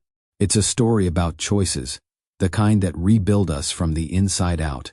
It's a reminder that a woman's worth is never determined by a man's confusion. Zahara stepped into motherhood alone, not because she wasn't lovable, but because someone else wasn't ready. She stood tall, built stability, and refused to shrink. Her worth didn't decrease when he walked away. It revealed itself when she kept going. Healing happens when you choose peace. She didn't weaponize her pain. She didn't chase revenge or validation. She focused on her daughter, her community, her growth. Healing came because she created a life filled with calm, not chaos. Good men take accountability. Cole didn't earn redemption through gifts or apologies. He earned it through consistency, through the uncomfortable work of understanding the hurt he caused, through choosing honesty over reputation, through showing up when nobody was watching. Community can rebuild what heartbreak breaks. Her mother, her sister, her coworkers, her neighbors, they didn't replace a broken relationship, but they held her steady enough for her to stand again. We rise faster when we aren't rising alone. Children bring clarity, not pressure. Ariel wasn't a burden. She wasn't a complication. She was a compass. She showed both of her parents what truly mattered. Not status, not power, not fear, but presence, growth, and truth. Forgiveness doesn't erase pain. It builds something better. When Zahara forgave, she didn't forget. She didn't excuse. She didn't rush into fantasy. Her forgiveness created space for a new, healthier love to grow. One founded not on fear, but on maturity. This is what real love looks like. Love that learns. Love that heals. Love that grows up. Love that chooses. Not once, but again and again. As the months passed, their home became a place of gentle mornings and warm evenings. Ariel's giggles filled every room. Zahara's confidence shone like sunlight. Cole's grounded presence made space for peace instead of pressure. They built something different this time. Not perfect, not rushed, but honest. And that honesty became the foundation of a new family. One rooted in growth, one strengthened by community, one shaped by a little girl who changed everything. A new beginning, not out of desperation, but out of love, finally given the chance to grow the right way. Family, thank you for staying with me through this powerful American love story. If Zahara and Cole's journey touched your heart, do me a huge favor. Like this video, comment your favorite moment or lesson. Subscribe to the channel for more stories that uplift, heal, and remind us that love, real love, always finds a way when people are willing to grow. I'll see you in the next story. Stay blessed, stay hopeful, and stay loving.